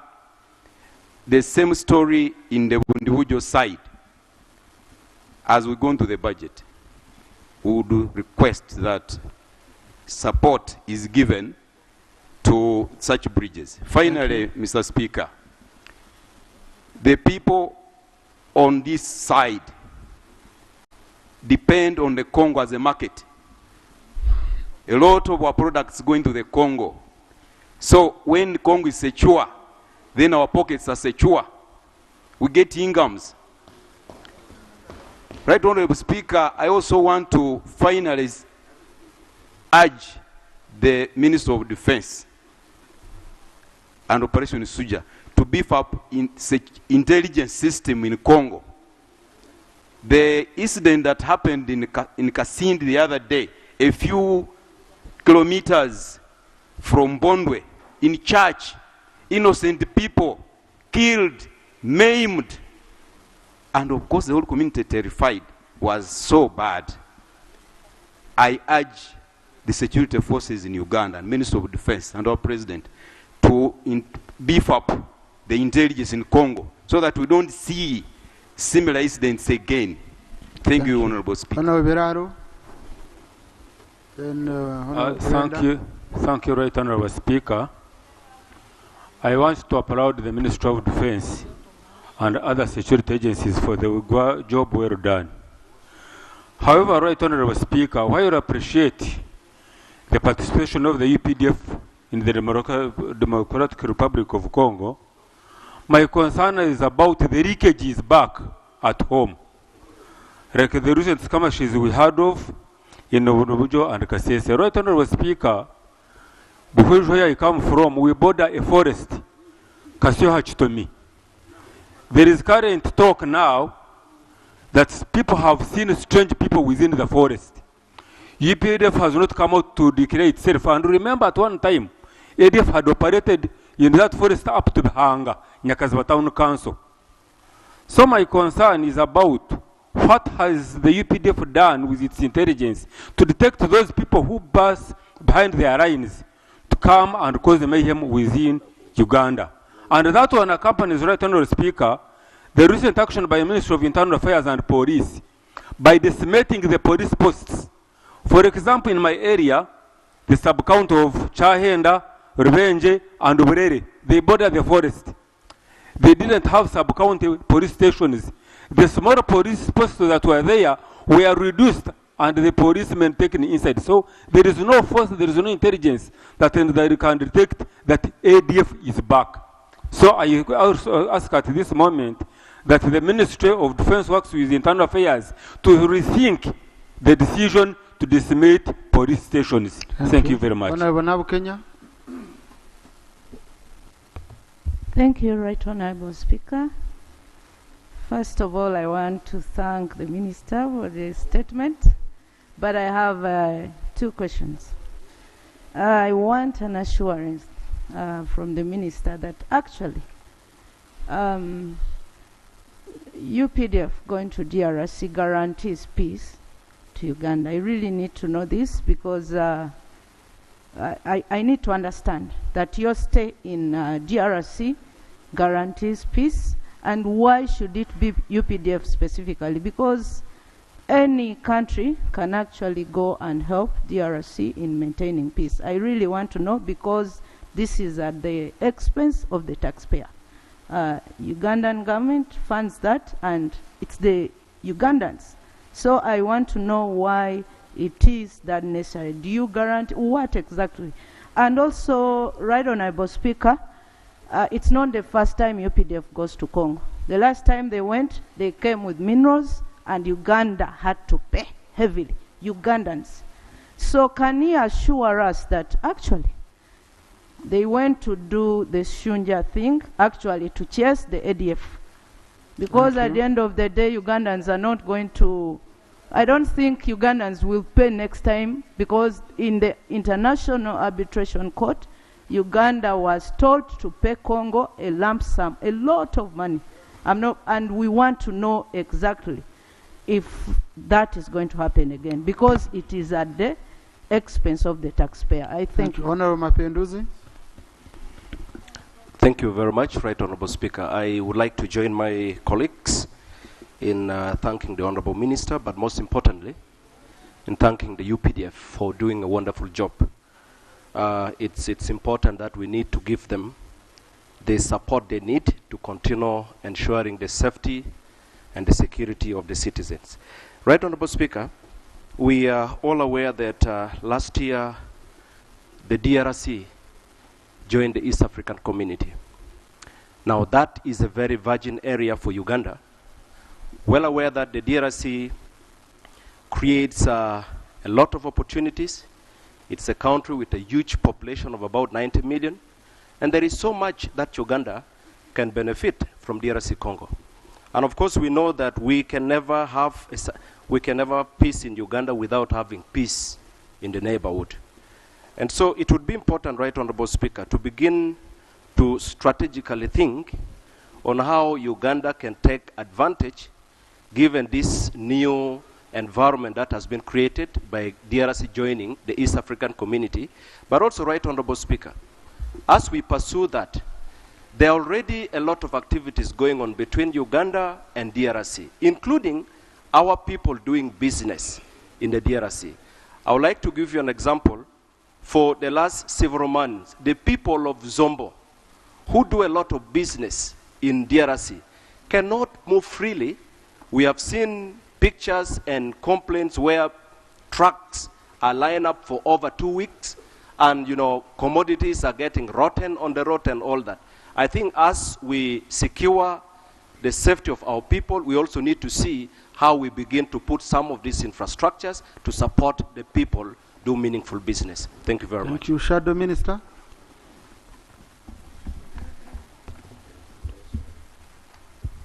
Mr. Speaker, I thank you very much for the opportunity to respond. I want the House to recall that we made a resolution here requiring the Minister to come and inform the House as required by the Constitution, which call from the House was blatantly denied by the Minister. So we are dealing with the question of compliance with the law as opposed to the justification for the deployment. This should be understood from the onset. The Constitution and the UPDF Act under sections 39 and 40 recognize that there may be circumstances where the army would be deployed outside the country. And under section 39, they are for peacekeeping or peace enforcement. And peacekeeping and peace enforcement, Mr. Speaker, should be in line with Charter number 6 and number 7 of the United Nations Charter. This statement that has been brought here falls short of the requirement of coming to this House to seek for the approval envisaged under the Act. The Minister has not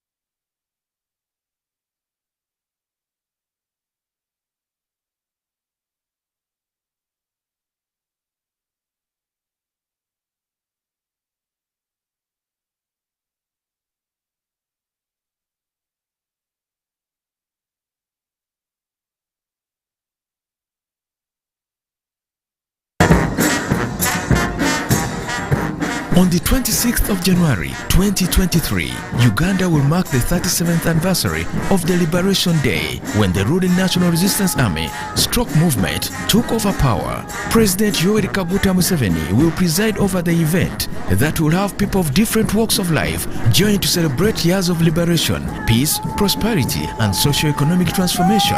The celebrations will be broadcast live in Kakumiro district under the theme, "Our resolute effort to transform Uganda is a promise we shall fulfill."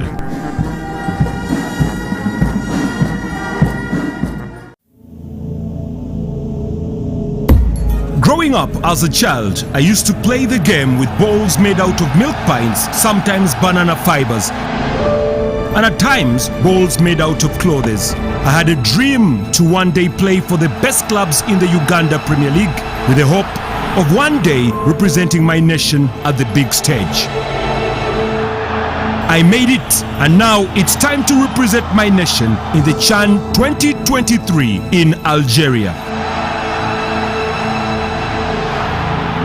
I'm glad that UBC TVs and radios will showcase as we fight to bring joy and happiness to the people of Uganda. CHAN 2023, live from Algeria, starting from the 13th of January, is the answer to the call of duty.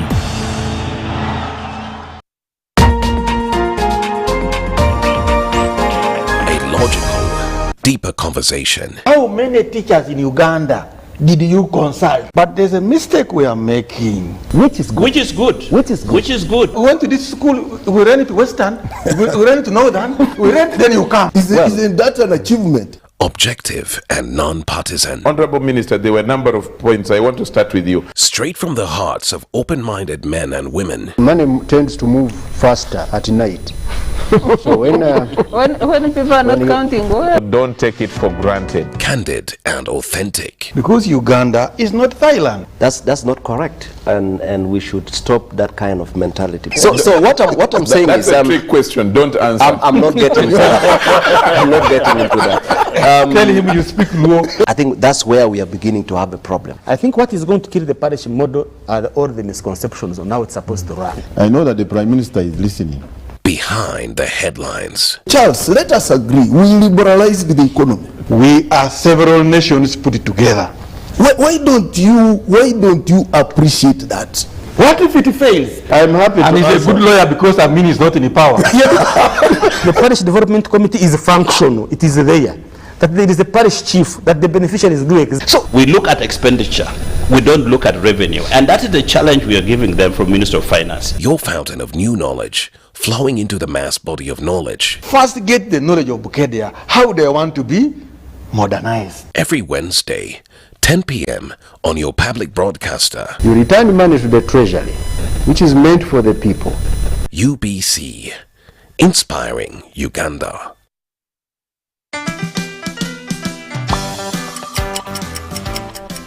Welcome to English in a Minute from home. Many animals have teeth and nails, but what does it mean to fight tooth and nail? Jonathan, did you see that email from Simone? She did not get the manager's position. What? She fought tooth and nail for that job. Well, she may have fought hard for it, but she didn't get it. Ouch. When you fight tooth and nail, you fight hard. You try your best to win and don't give up. Animals in the wild use their teeth and nails when they fight. When using this idiom, though, make sure and keep it singular. We don't say to fight teeth and nails. And that's English in a Minute.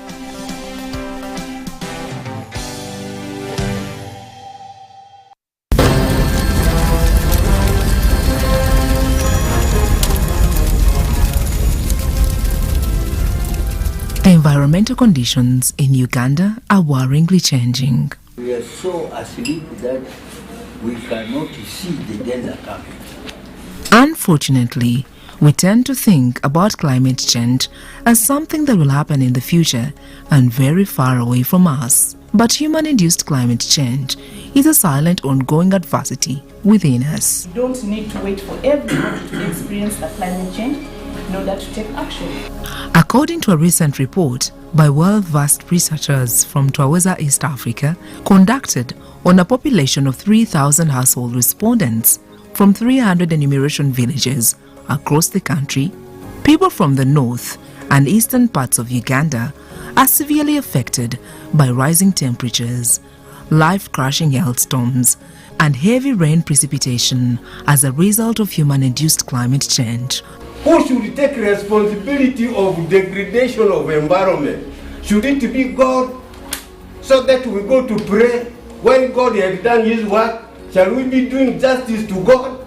Following a methodology that was carefully designed in collaboration with Uganda Bureau of Statistics, Twaweza's key findings indicate the majority of Ugandans, up to 62%, believe that the rampant negative changes in environmental conditions are as a result of cutting down trees.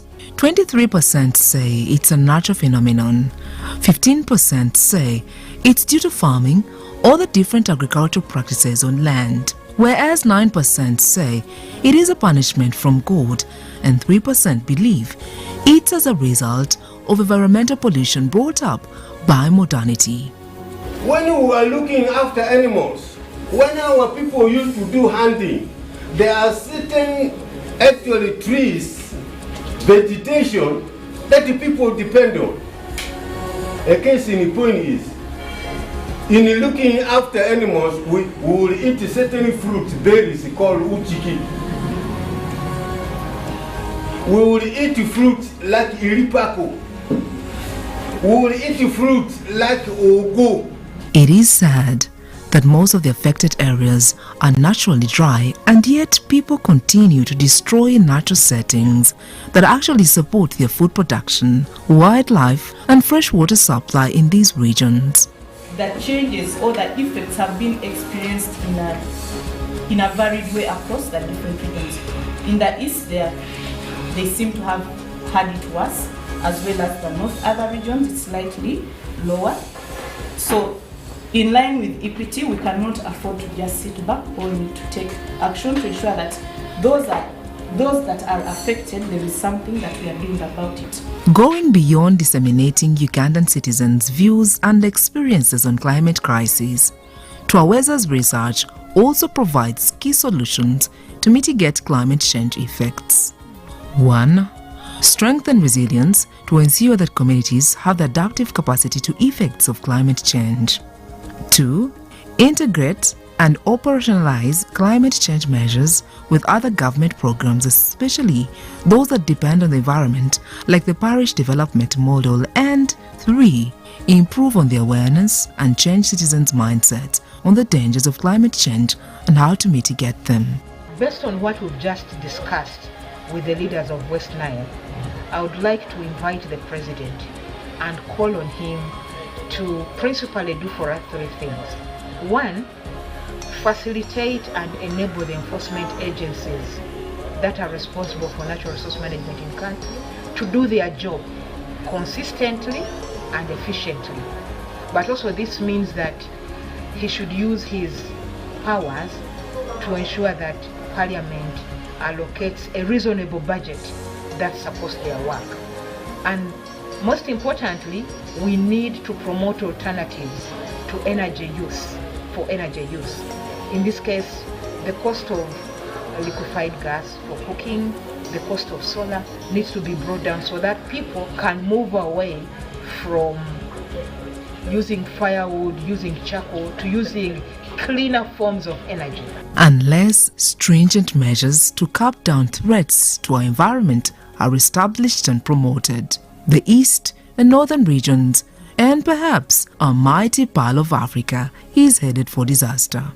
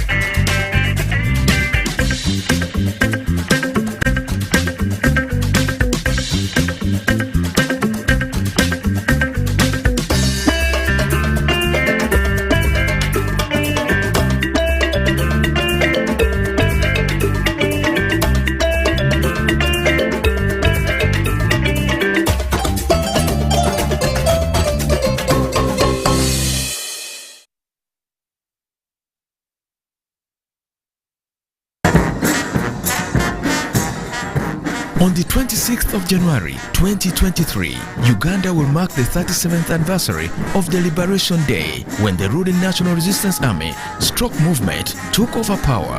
President Yoweri Kaguta Museveni will preside over the event that will have people of different walks of life join to celebrate years of liberation, peace, prosperity, and socio-economic transformation. The celebrations will be broadcast live in Kakumiro district under the theme, "Our resolute effort to transform Uganda is a promise we shall fulfill."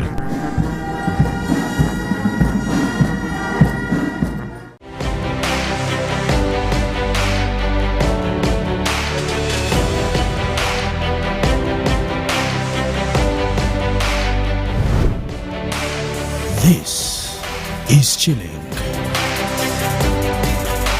Don't miss a brand new season of Chilling on UBC TV.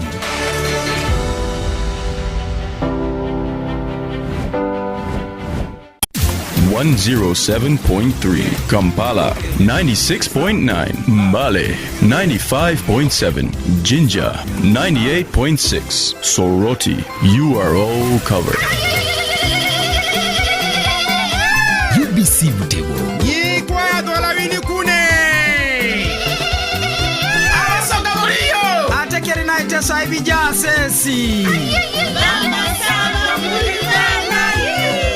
UBC Butego. buli munya-Uganda nayitinga amakuru marungi.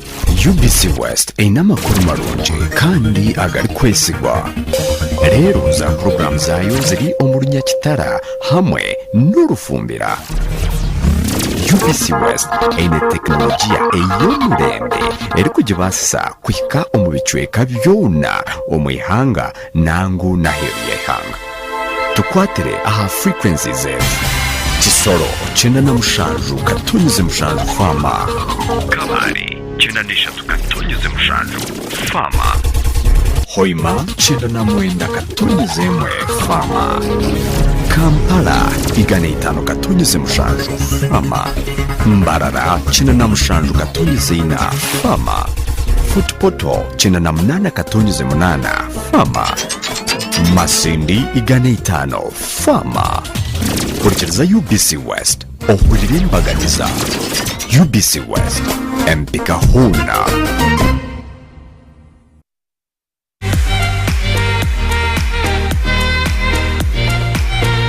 The stage is the world of entertainment.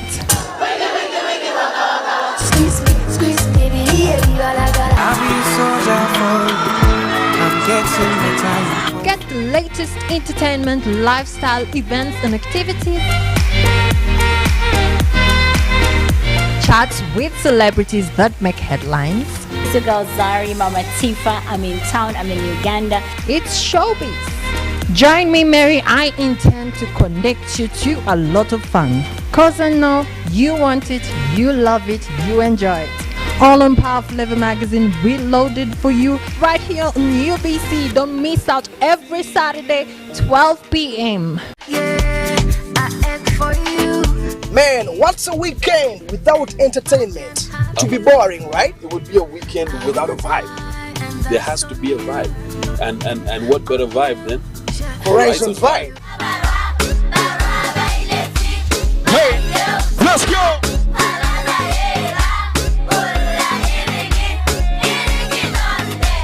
Everybody, let's go! Everybody, let's go! Come on now, give it to me. Hey! True story, man. From the crew to the vibers, we bring you nothing but good vibes.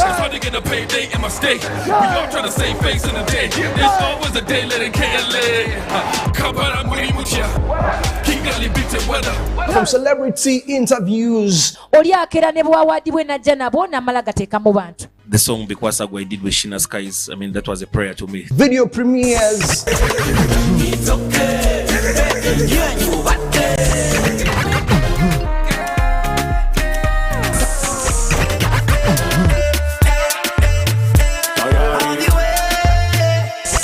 Turn-up sessions. And if you're licking a fighty, I saw me to look. Gelato honey, oh baby, baby, kona kona. Waka waka when you enter Malicha. Exclusives and so much more on your #1 TV show. Yo, this is not the usual music. A horizon vibe. Bringing you nothing but freshness. There is no vibe like Gambabu Gambi tree. And you mirror Ruga when you come on.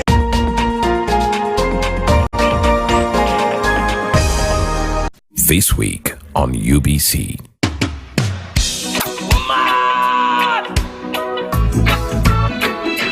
It's the freak himself, DJ Santos, the problem.